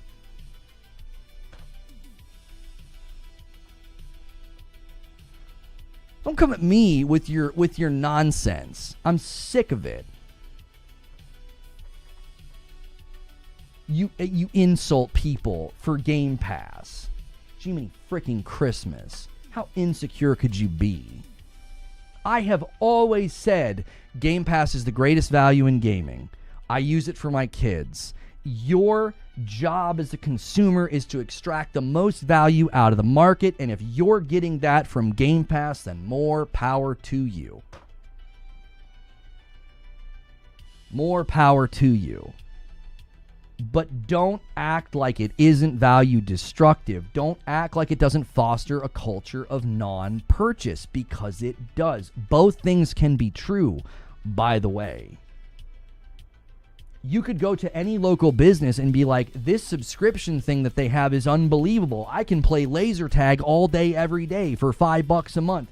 This value is incredible. But then you could also say that's really destructive because it's going to foster an ecosystem of non-purchase in your business. People aren't going to come and pay to play laser tag. They're going to pay $5 and come in here all day, every day.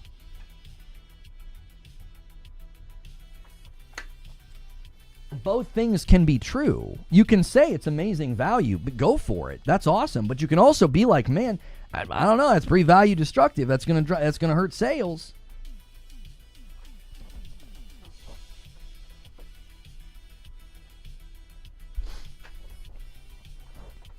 Thank you for the 5 gifted members, Wired Rope.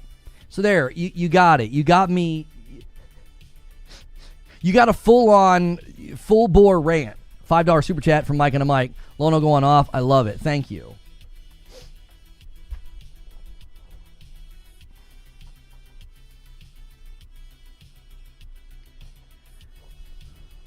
All brands are anti-consumer. They're out for money as their main goal. Yeah, that's what I've always tried to tell people, is there's no company that's pro-consumer. They're pro-profit. They're all pro-profit. Always have been, always will be. If they're not pro-profit, you want to know what they'll do? They'll put people in positions that are. They will. If you get like a C-suite, or you get CEOs or people in positions that aren't pro-profit, do you want to know what they'll do? They'll find people that are pro-profit. They'll just replace you. If you had some CEO suddenly in a position that was like, we just really want to be pro-consumer, and and they started like driving profit into the ground, they'd get replaced. They'd fire them. What about Costco? Pretty pro-consumer? No, you have to understand something. Whether it's Costco, whether it's Amazon, whether it's Microsoft, if they're doing something to ingratiate you and to get your loyalty, it's because they have calculated that's the best way to get profit. So, sorry, Hangry Higgs, I missed your prime. I don't even see it. Oh, now I see it on the dashboard. 7 months. Thank you, Hangry Higgs. Let me add it to the total. Listen, the reason I will fully admit that triggered me, and the reason that frickin' triggered me is I find it to be just insanely insulting and lacking in self-awareness to come at me, of all people, and to be like, you insult people. Good Lord, the lack of self-awareness some of these people have.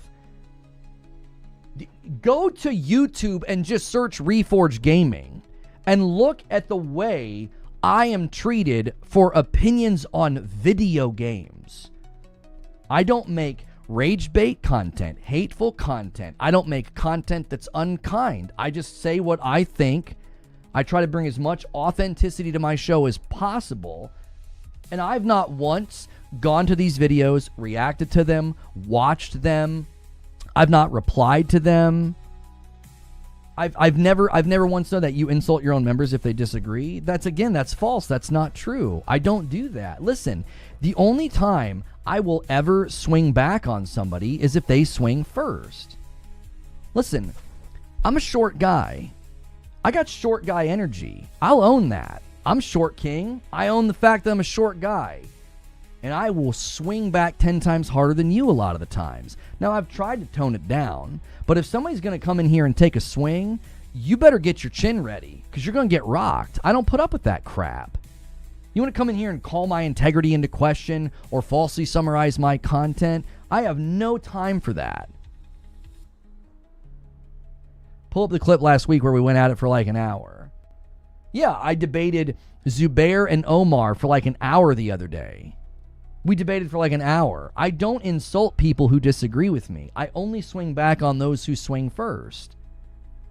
I don't know how you could ever hang out here and get that impression that like, oh yeah, if you disagree with him, he'll call you names. Like, what the frick? I've literally built a brand for the last 10 years on disagreement and debate. That wouldn't last very long. This is what happens.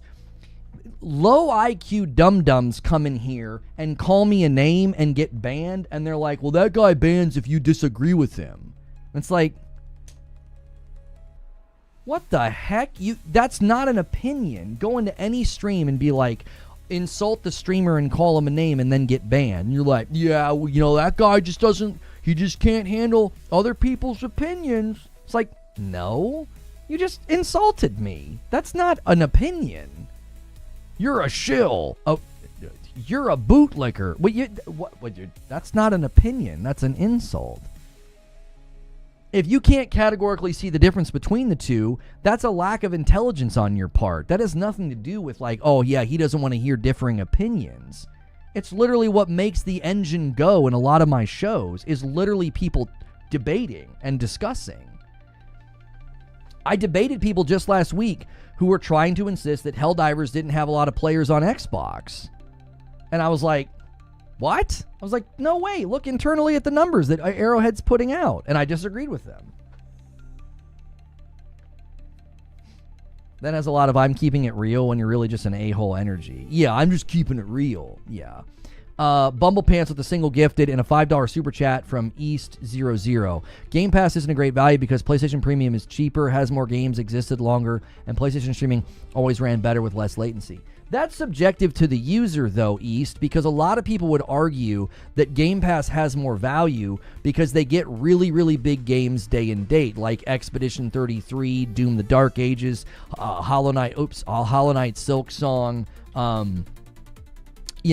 They would argue from a different perspective of you that, like, the reason they sing the praises of Game Pass's value is because they got Indiana Jones, and then they got Avowed, and then they got South of Midnight, and then they got Doom, and then they got Expedition 33, and then they got the Oblivion Remaster, and then they're going to get Hollow Knight Silksong, and then they're going to get Call of Duty. Right? No, I got your gifted Bumble Pants. I just shouted it out, and then I read a super chat. I did it back to back, so you might have missed it. I think a lot of people would say that's why Game Pass has so much value. Do you see what I'm doing right now? I'm disagreeing with somebody. I'm singing the praises of Game Pass's value. This will never get clipped. This will never get put into content. What gets put into content is when I get irritated or frustrated or am critical of Xbox. I'm like, yep, Xbox bad. And it's like, I have consistently talked about how Game Pass has an insane amount of value. Lono's talking about the factual data when comparing to other stores. You are comparing a studio when their most sold game ever sold 1.3 million units. Meanwhile, their most tried game surpassed 6 million players because it was on Game Pass. Yo, Donald says, in honor of my 24-hour timeout yesterday, my chat log will show I have never been in chat. Oh, never been mean in chat. It says gifted, but I have access and pay for Member Plus. Why does it say gifted if you're on Member Plus? That doesn't make any sense. I know, Donald, you've not been mean, but some of you guys lately, I don't know, like Javier's done it a couple of times, and I feel like you've done it a couple of times. I feel like you guys, like, I don't know what it is. I don't know if it's because maybe you feel like you want to get ornery to maybe get attention. Maybe I don't know. Maybe you have a legitimate issue with me, and you want to be you want to be critical of me or whatever. I still can't buy Hollow Knight Silksong. Doom the Dark Ages pushed out an update today.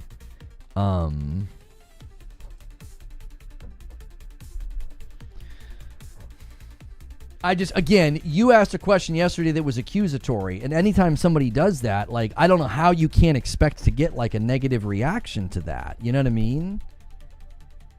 Load it up on Game Pass. I might have to pull my Series X in here and do that.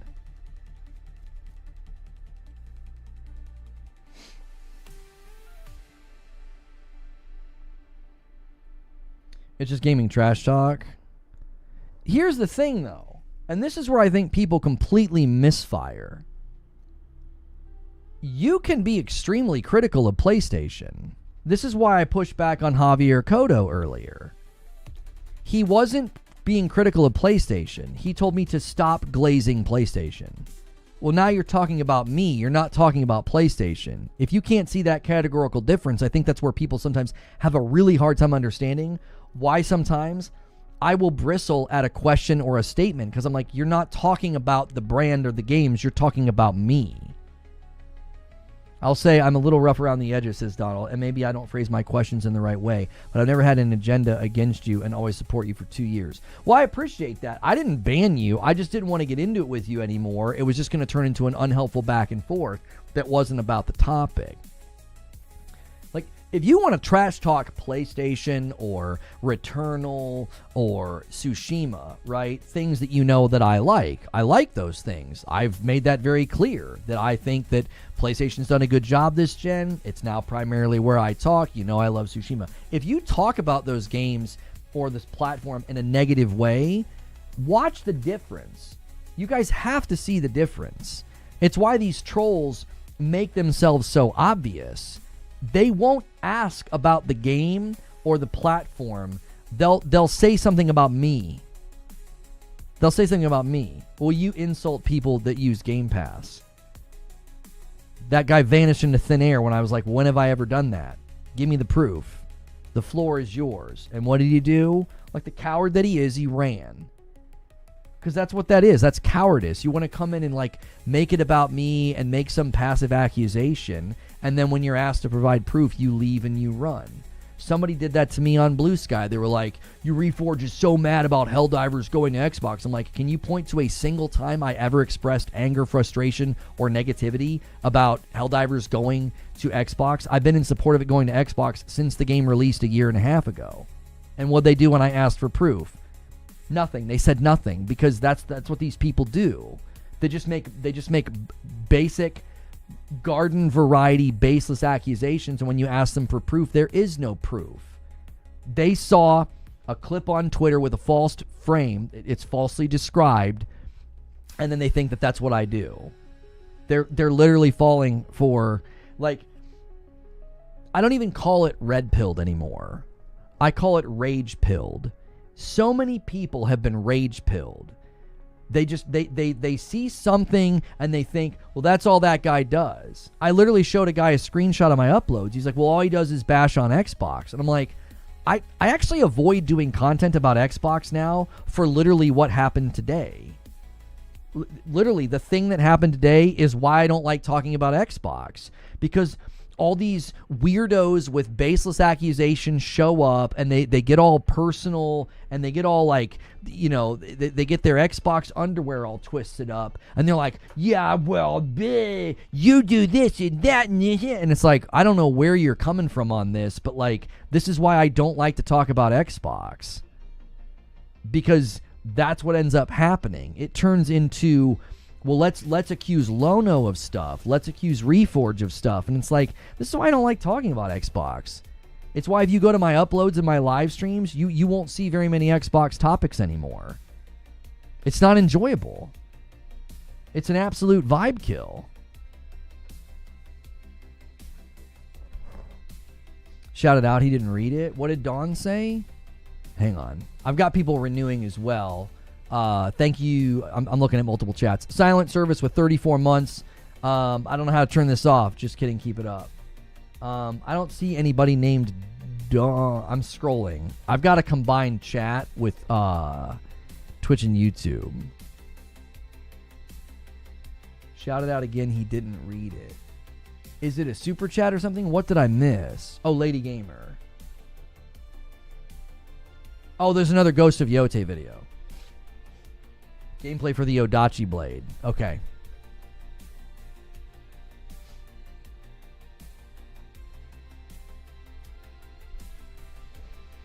Xbox Bros always seething.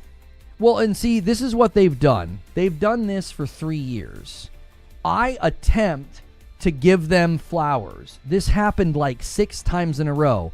I would try to do a positive Xbox talk show, and you know what they would do?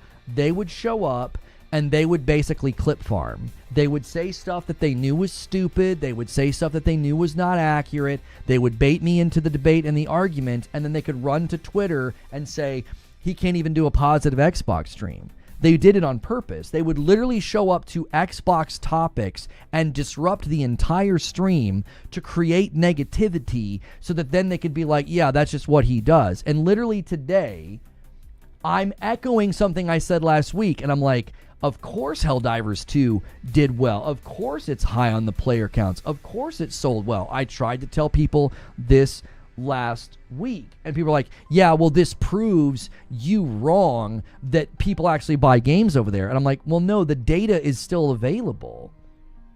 We still have the data available that, like, the sales thresholds on that platform are not very good.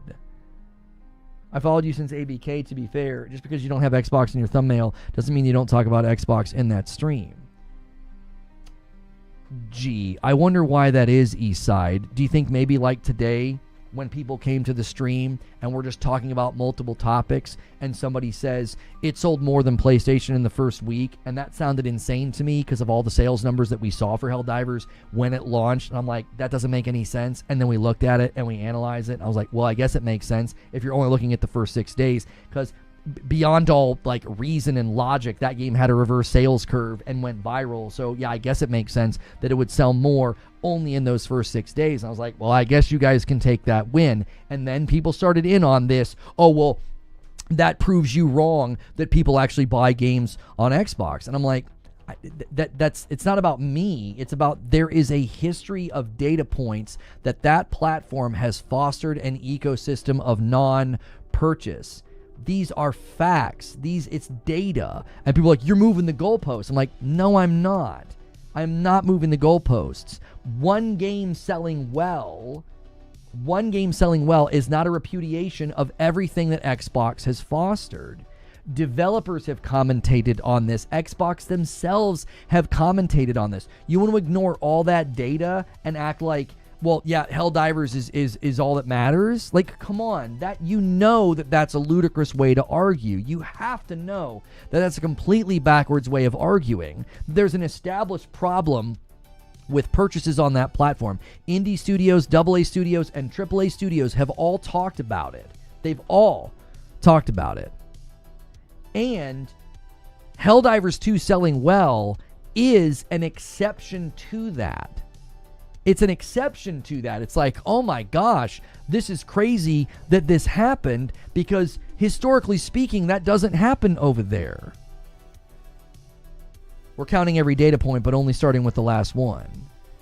And then Mr. Breezy got me full on activated when he said, well, you insult people for basically being on Game Pass. And I'm like, I have never done that. I always talk about how, just the other day when we had Brap on, Brap jumped on the mic and we talked about this. And I said, man, if that's where you feel like you get the best value, is being on Xbox and being on Game Pass, and you feel like that's where you get the best value, I've always said, more power to you. I've always tried to highlight this to you guys.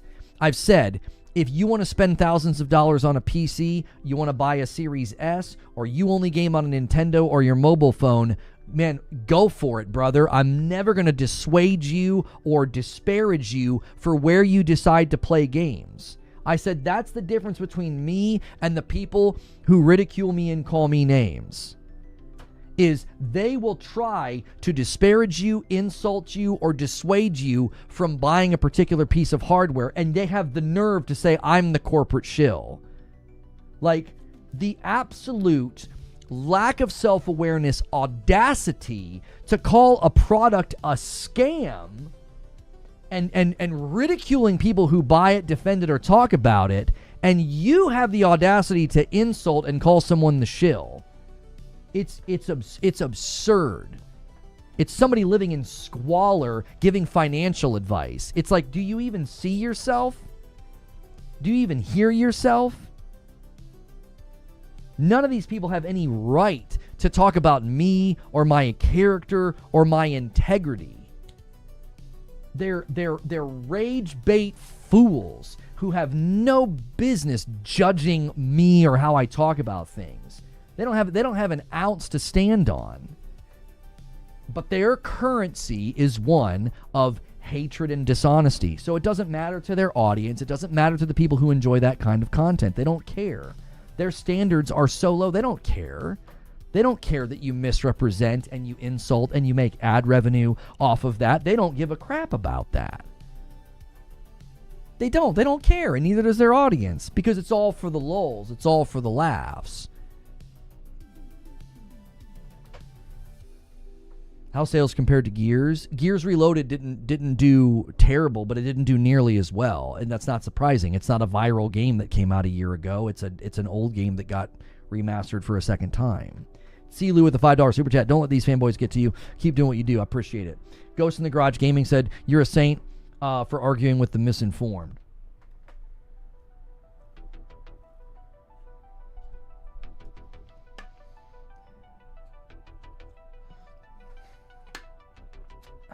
I think E-Day has a greater chance of performing well on PlayStation. I do. I think Gears of War E-Day has a greater chance of selling well and doing well. Yeah. It to me, the vibe of Gears of War actually stands to do very well on PlayStation. You know, third person, it's gritty, shooter. I mean, it's got a lot of things going for it. I just don't think Gears of War Reloaded was this big draw because it's an older game. It's a remaster. I think sometimes the PlayStation audience, understandably, they get tired of remasters. You know, so there might have been a bit of a stigma around it. Not only is it an older game, not only, you know, is it a remaster, you know, it's an Xbox game. I don't know.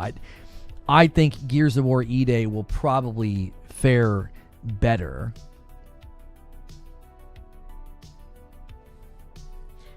I gotta tell you, I think this is incredibly irritating that Team Cherry did this. The fact that they didn't do preloads or pre-orders. Like, it's great that you want to stand on principle, but all you've done is hurt the experience of the user so that you could have your principles. Like, this game should have been purchasable yesterday, and it should have been preloadable for the last 24 hours. This is absolutely stupid. That, like, I can't buy the game. I can't play the game right now. I've never seen anything like this. Why is it so hard for you to get the Xbox outs to play Silk? I didn't say that it's hard to get the Xbox outs to play Silk. I would prefer to start the game on the platform where I'm going to play it. I'm going to play it on PlayStation. That's where I play all my games now. It's like my home base. I barely use the Series S.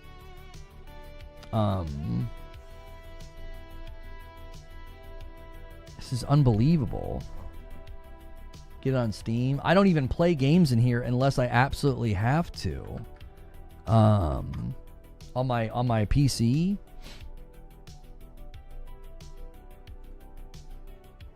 It's crazy. Reset PlayStation, it is available. I've restarted my PlayStation. I've checked the mobile app. I've checked the website. It's absurd. Like, it literally isn't working. Like, they have absolutely destroyed these storefronts because, and again, this is why preloading is important. This right here, it's like you can't do that. You're like, this in highly anticipated game, and everybody's trying to do the exact same thing at the exact same time. Isn't just only certain stores. Steam hasn't sold a copy yet. That's not true. It's on the Steam charts. It's got insane numbers. Apparently it's on PlayStation or something, going by what Seeds posted. I hate that PlayStation waits until 12 p.m. Eastern to allow store purchases. That's not true. That's not true. You couldn't buy Metal Eden yesterday until 10 Eastern, and Silk Song is supposed to be purchasable right now at 10. It's not even at midnight.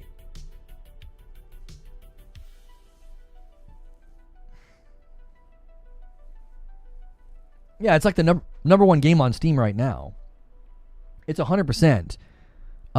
It's 100% selling on Steam. It's just people are having a hard time selling it. Try to backtrack on this, but the first mission in Bond takes place in Slovakia based on the license plate, and they drive on the right. Yeah, we established that during that stream. Like, I think within 60 seconds of me making the observation, somebody pointed out that it was a Slovakian license plate.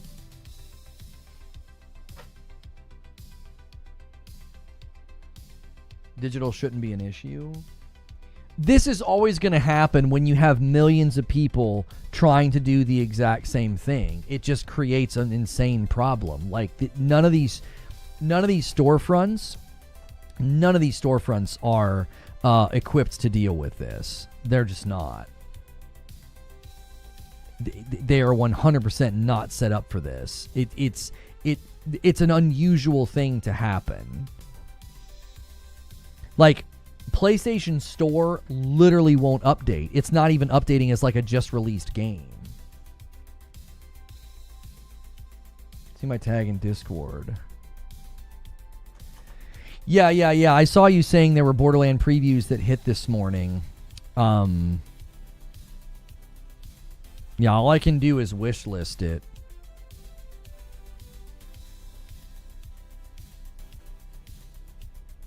That's all I can do. Remove the PlayStation cord and reconnect it. Cool, I thought it was interesting. Well, I didn't have time to look at any of it, Lone Wolf, because I was getting ready for a show about the leaks and the state of play and Silksong, so I didn't even have a chance to look at any of it. It probably is. It probably is, hopefully, good info. I mean, the game's coming next week. I'm pretty excited. My wife and I rolled credits on Revenge of the Savage Planet last night, so we're ready. And Jack Garland with the 5-bomb gets us to 314. Thank you so much, Jack Garland. And it's now 78-32. Man, oh man. YouTube doesn't have September. And they're beating you, Purple.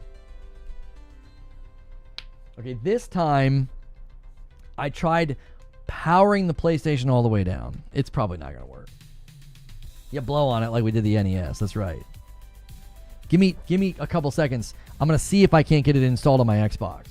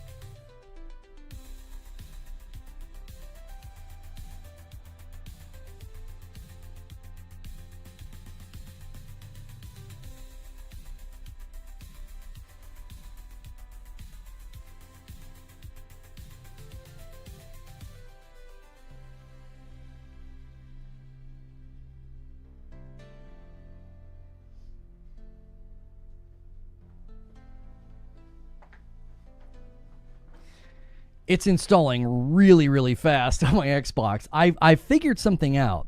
Anytime my daughter needed to update Fortnite, it always took so long on the Xbox. And I was like, this doesn't make any sense. Like, I pay for really, really good internet. Like, what the heck is this?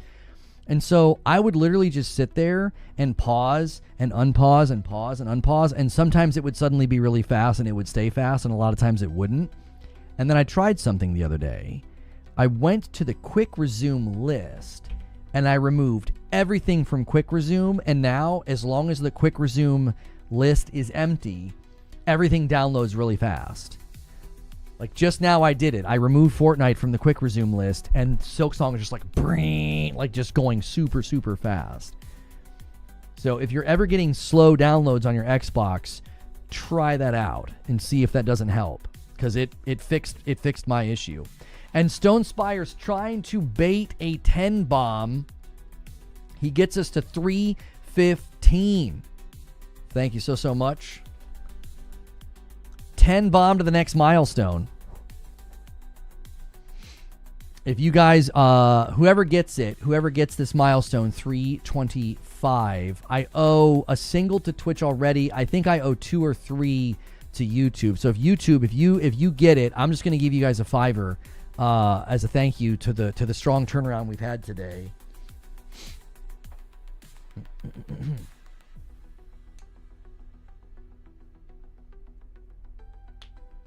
I've never seen a company let people do previews of part of a game while also letting them work on a full review at the same time. Normally, they just let them wait. No, Gearbox is weird with Borderlands Lone Wolf. For Borderlands 3, they let people stream the game like an entire week early. It was really bizarre. I wasn't a big fan of it, I'll be honest with you. I thought it was kind of annoying, but they were basically in cahoots with people that were more interested in using Borderlands 3 as an opportunity for their streaming careers. They didn't really care about the game because as soon as they weren't getting sponsorships to play it, they all stopped playing it. They basically used Borderlands as a means to an end. Yeah, Gearbox got taken for a ride.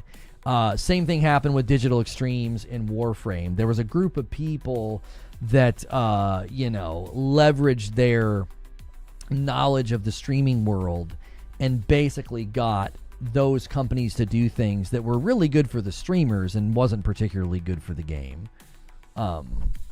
Yeah. The launch date of your game happening a week after you let a bunch of, like, the cool kids play it. The optics was terrible. And then on the launch date, the entire directory was sponsored. It just didn't look good. It just looked the kind of way. Now, that's not the reason Borderlands 3 did poorly, but it wouldn't surprise me if a lot of the mistakes they made with Borderlands 3's endgame was directly linked to you had people that convinced them to do things for the endgame for streamers. It was a lot of the same things that happened with Destiny 2. So Destiny 2 had a lot of decisions that had to be walked back because in their attempts to fix Destiny 2, they too heavily listened to streamers that wanted a big grind. They just wanted the grind.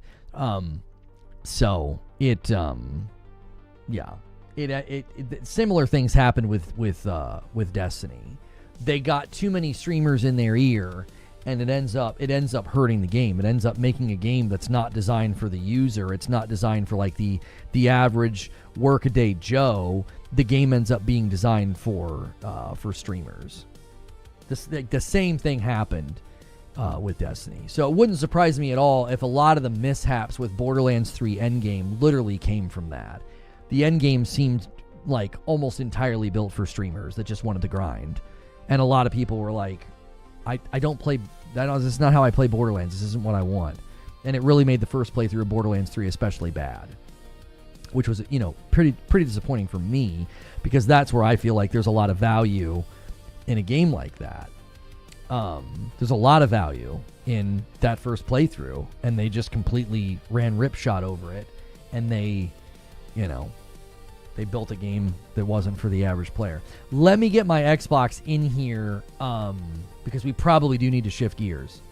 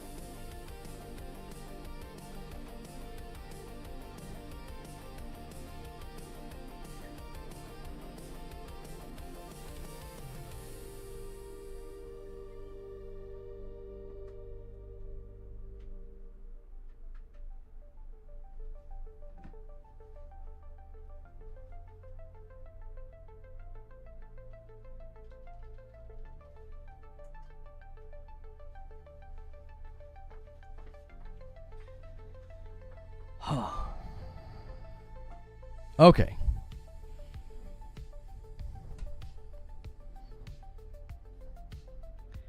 Could just pull up on PC Game Pass. Yeah, I don't want to do that. Just 2.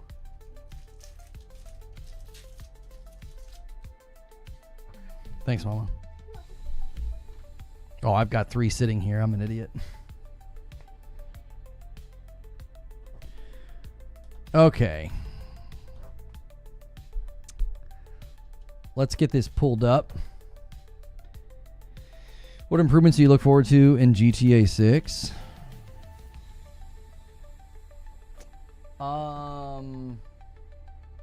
This man hates PC. Why do you not understand this? Yeah, I don't want to play anything on PC unless I have to. Like, I have zero. If something's on PC and I have to play it there, I'll play it there. But if I have the choice, I will not play on. I will not play on PC.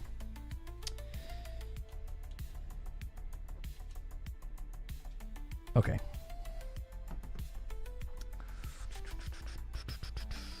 Okie dokie. Yeah, the Odachi gameplay hit. It did. Alright, let me get...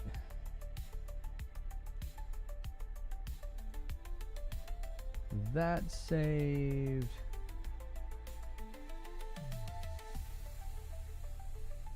Oh, that's right, I changed.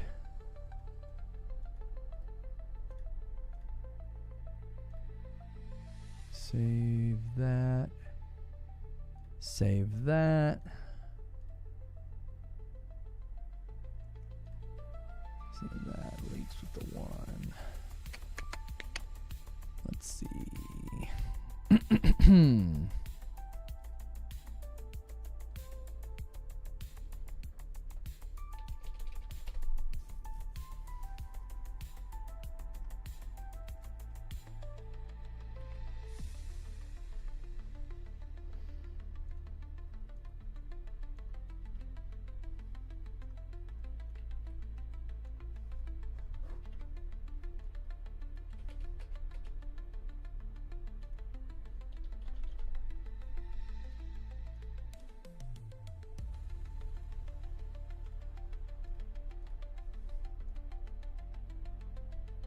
Okay.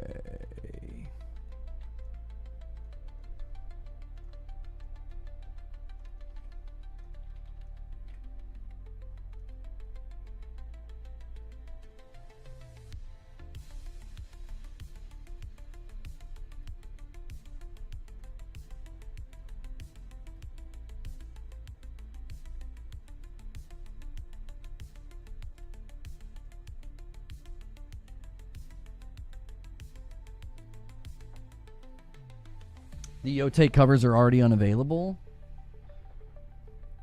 Silksong just popped up on my PS5 Pro. Are you freaking kidding me? Hang on. I don't want to put time in on a platform where I'm not going to finish the game. Hang on.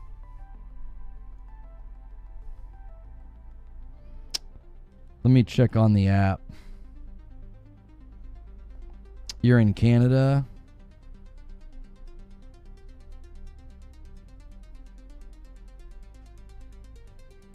Yeah, it's not, the app is not showing any different.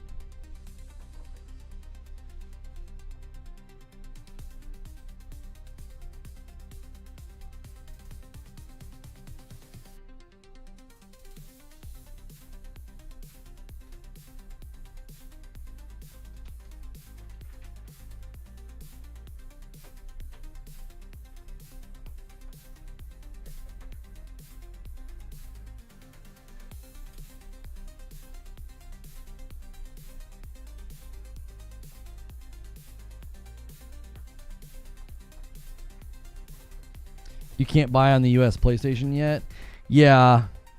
So that's the problem, is it's going to become available like the minute I start playing it, it's going to become available is what's going to happen. It disappeared from my recent searches. I can't even find it now on my console. They must be trying to update the store, because I can't, when I search for it, I can't even find it.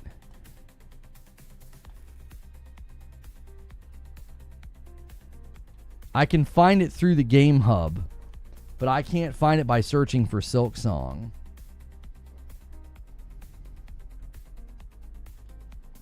If I go to release date, just released, yeah, it's still not showing up.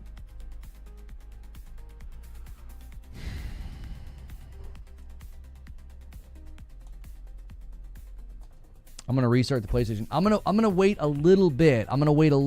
Because if I can put, the first hour or so, if I can play the first hour of Silksong on my PlayStation, I would much rather do that.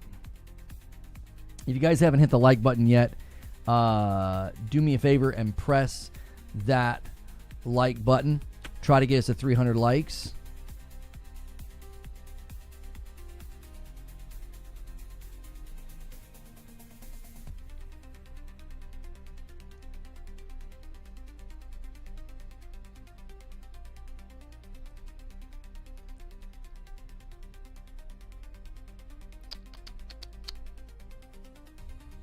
Have you guys ever noticed that these websites that do two-factor and you tell it to trust the browser, it never does?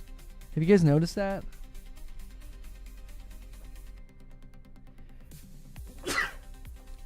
Yeah, I'm like, yeah, trust the browser so I don't have to do this next time. It's like, okay, we will not do that.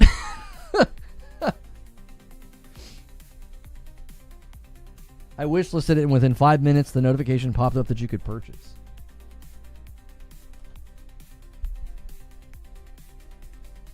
That's all you can see, available 2 hours ago. Yeah, they just shouldn't have released it this way. I mean, when a game releases, you should never ever put people through what we're going through right now. Is where like you can't buy it, you can't find it. Yeah, I just don't think that's how you should do it. I mean, I think I get their principle of, not wanting to, like, do review access. I think that's totally fine. But I think what they've done in the process now is they've really, really harmed the user experience. If you would have let people buy it and, preload it last night, we wouldn't be in this predicament. We wouldn't be. What's going on? Just popped in. I'm trying to get Hollow Knight on my PlayStation because I'm going to do a Hollow Knight live stream in the next 10 minutes. And I would much rather play it on my PlayStation rather than play for an hour or so on my Xbox. And like, I just don't play on my Xbox anymore. I just don't. I've all my games, all my stuff, my hub, like where I buy and kind of have a library. I'm building a library on my PlayStation. I didn't realize Helldivers changed their little image. I played more Metal Eden last night. I'm having fun with that. My wife and I rolled credits on Revenge of the Savage Planet. I rolled credits on Shinobi Art of Vengeance. So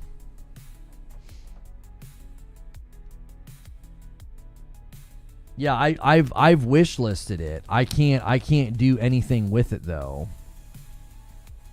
I go to it on my wish list. It takes a really long time to pull up. And then nothing.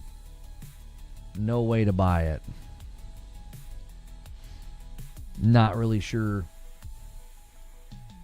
It's weird to me that, like, it's not like we're buying it and dealing with, like, slow servers. Like, it literally won't even let you do it. You know what I mean?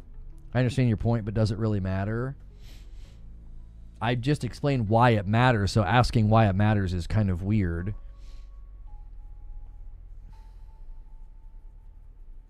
Do you have a collective closed beers of your piece covers? Huh? Anything on X about it? I mean, people are probably complaining, but other than that, there's nothing you can do. There's nothing for it. When you don't do a preload, that's what That's what this is. Like, this is what happens when you don't preload a really popular game. Like, everybody's trying to get it at the exact same time.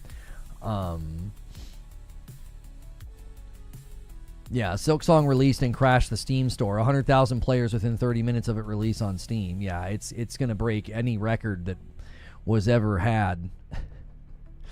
Well, Chris Toast got in.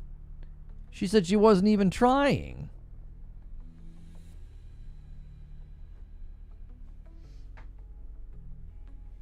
I love that you refuse to earn platinum trophies, even though you could platinum Shinobi. Not platinum games might be the new punk rock. I don't know if it's the new punk rock. I'm not trying to be punk rock.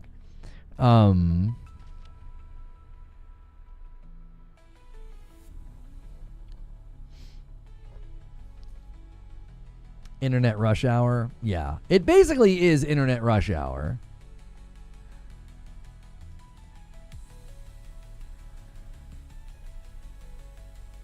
Oh, she's at Christos is in Canada. I didn't even think about that.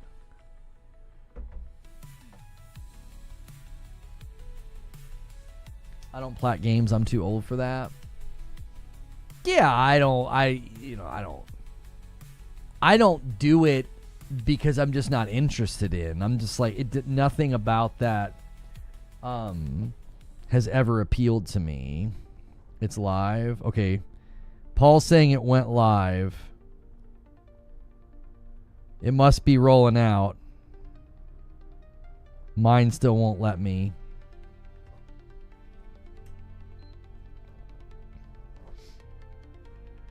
Barrier says not for me. Yeah, it'll probably be a rolling thing.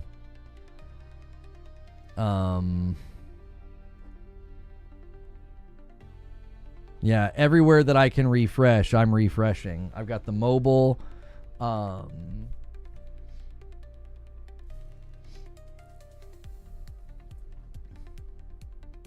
on. Linus Tech Tips has seen a massive and sudden drop in viewership. He believes YouTube algorithm is partially to blame. Their algorithm is consistently recommending members-only content that most people can't watch over normal videos.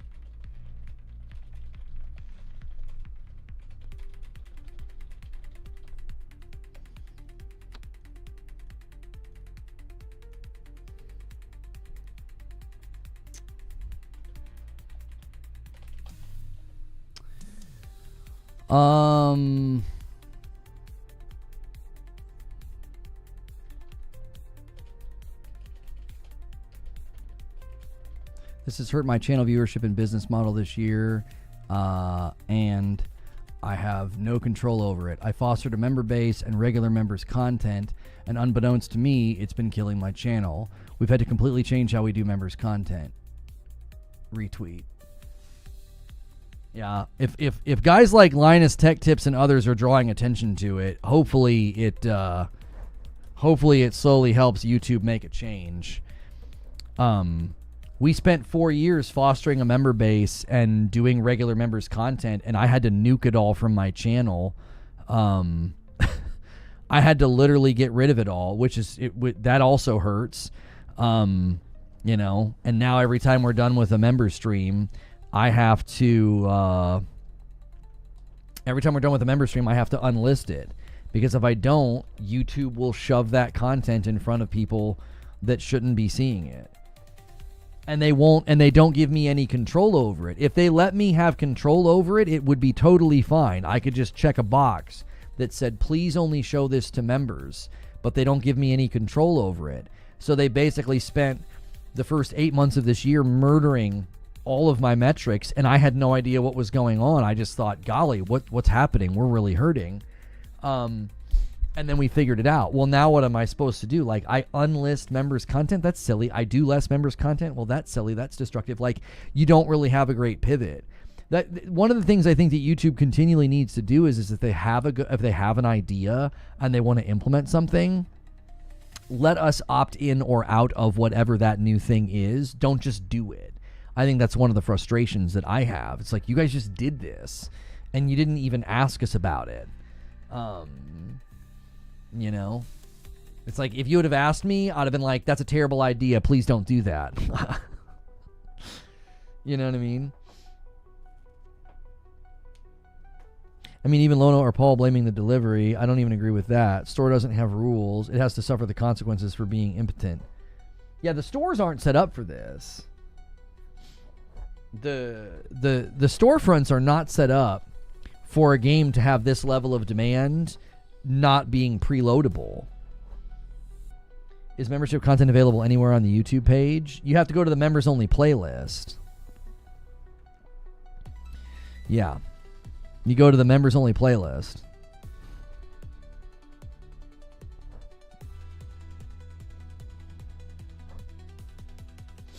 It looks like they're rolling out Silksong in America regionally.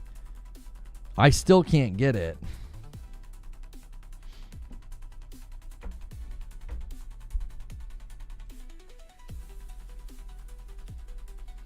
They treat features like engineering solutions, not like content creation solutions. Yeah, I like the fact that they're trying to do stuff. I think that's great, but it's like, you have to let me opt in or out. Because if I would have opted into it for a week, I'd have been like, this is harmful.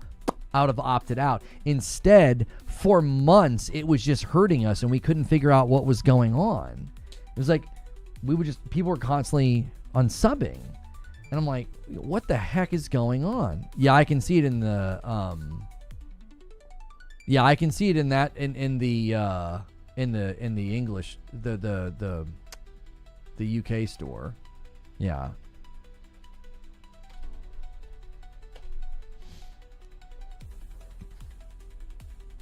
I wonder what's the New Zealand link. I wonder if I could do that.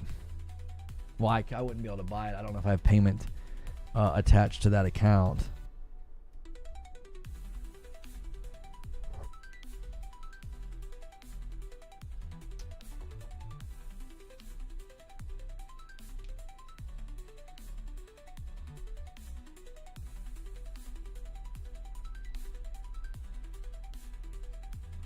You don't build your infrastructure for the 3 days every year that a game like this releases. Yeah, none of the storefronts are going to structure around this. They're just... Okay, I think it's starting to get ready to update in my region, because now mine says not available for purchase. Not available for purchase. So the wish list thing went away. They're trying to update it seems like, in my region. It literally just changed to not available for purchase. Oh, there we go. Add to cart. Sign in to proceed. I'm just going to try this on my console. The mobile app always does this. It stinking signs me out.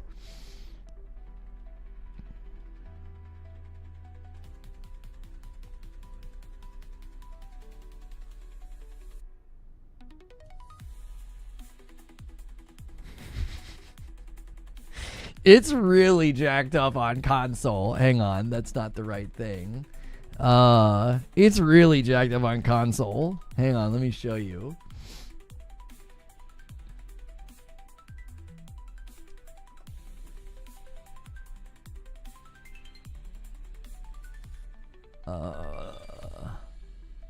Look. It's supposed to say wish list and then unfollow, but it says personalization settings is right there, and then the three dot it's 100% like breaking on the console. It's like it doesn't even know what to do or how to show it to me. Now it says unfollow. All right, let me reboot the console one more time. That should let me purchase it. I'm trying to purchase it in the browser, and it just says not available for purchase. It'll let me purchase it on my mobile, so let me just try that. Okay.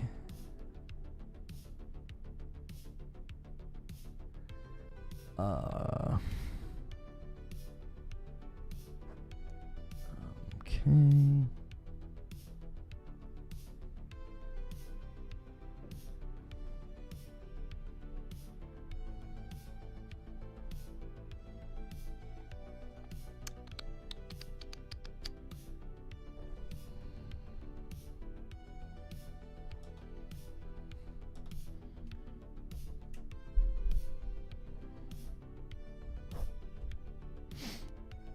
I just got a spinning circle.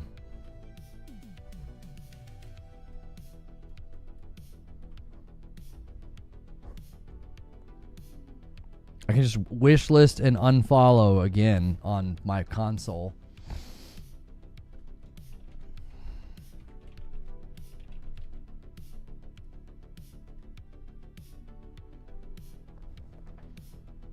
The PlayStation app works. I'm trying. I've just got a spinning circle. Wait. Hang on.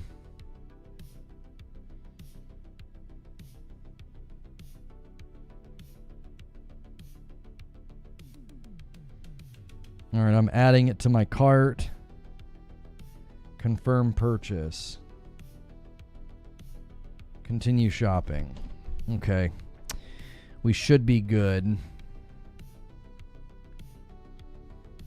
There it is. Hollow Knight Silksong PS5 version download. Downloading. There we go. Yeah, so here, I turned my camera off here. Revenge of the Savage Planet. My wife and I got 13 hours out of it. We rolled credits. I hit 2 hours last night in Metal Eden, enjoying it. 83 in Helldivers. 102 hours in Returnal. I just keep grinding. I got 16 hours in Shinobi. 100%ed it. Really, really liked it. So, really, really pleased with that game. Okay. That was a bit of a nightmare, but we got it.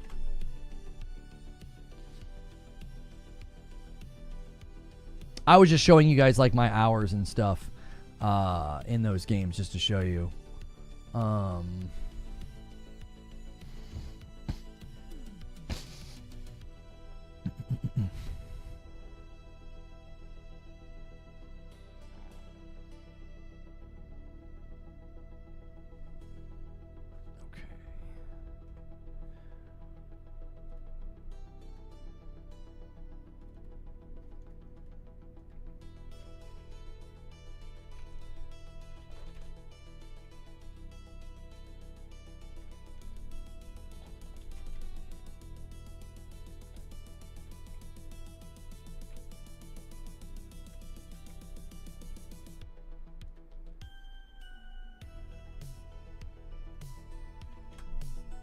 Okay. I know a lot of you guys are going to be worried about spoilers and what have you. I don't think there'll be like major spoilers in the first hour. I usually only play a game like this for an hour or so because it makes for a really, really good past broadcast. So like somebody searching YouTube can find it and get a really good, valuable video. That tends to be why we do that.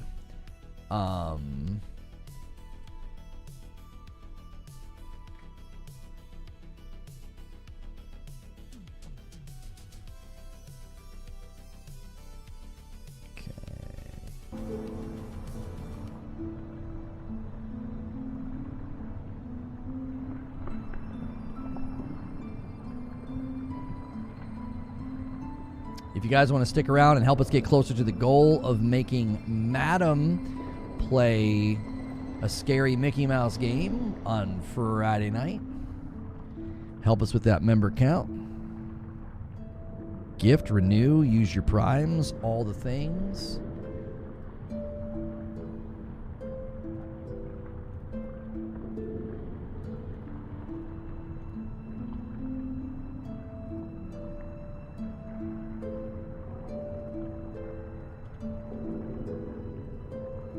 All right, I'll put a link in chat for YouTube as well. Redirect has been pretty inconsistent, so feel free to use that.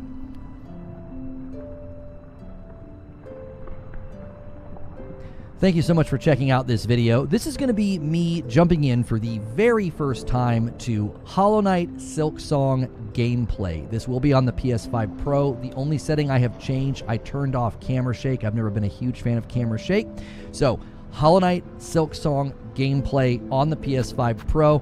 I usually play for an hour or so, maybe longer if I'm really loving this. I loved the first one. I'm going to jump in. I'm a huge Metroidvania fan, huge Hollow Knight fan. I am going to end the previous stream. We were talking about PlayStation and the leaks and the state of play and all of that. I'm going to redirect folks over.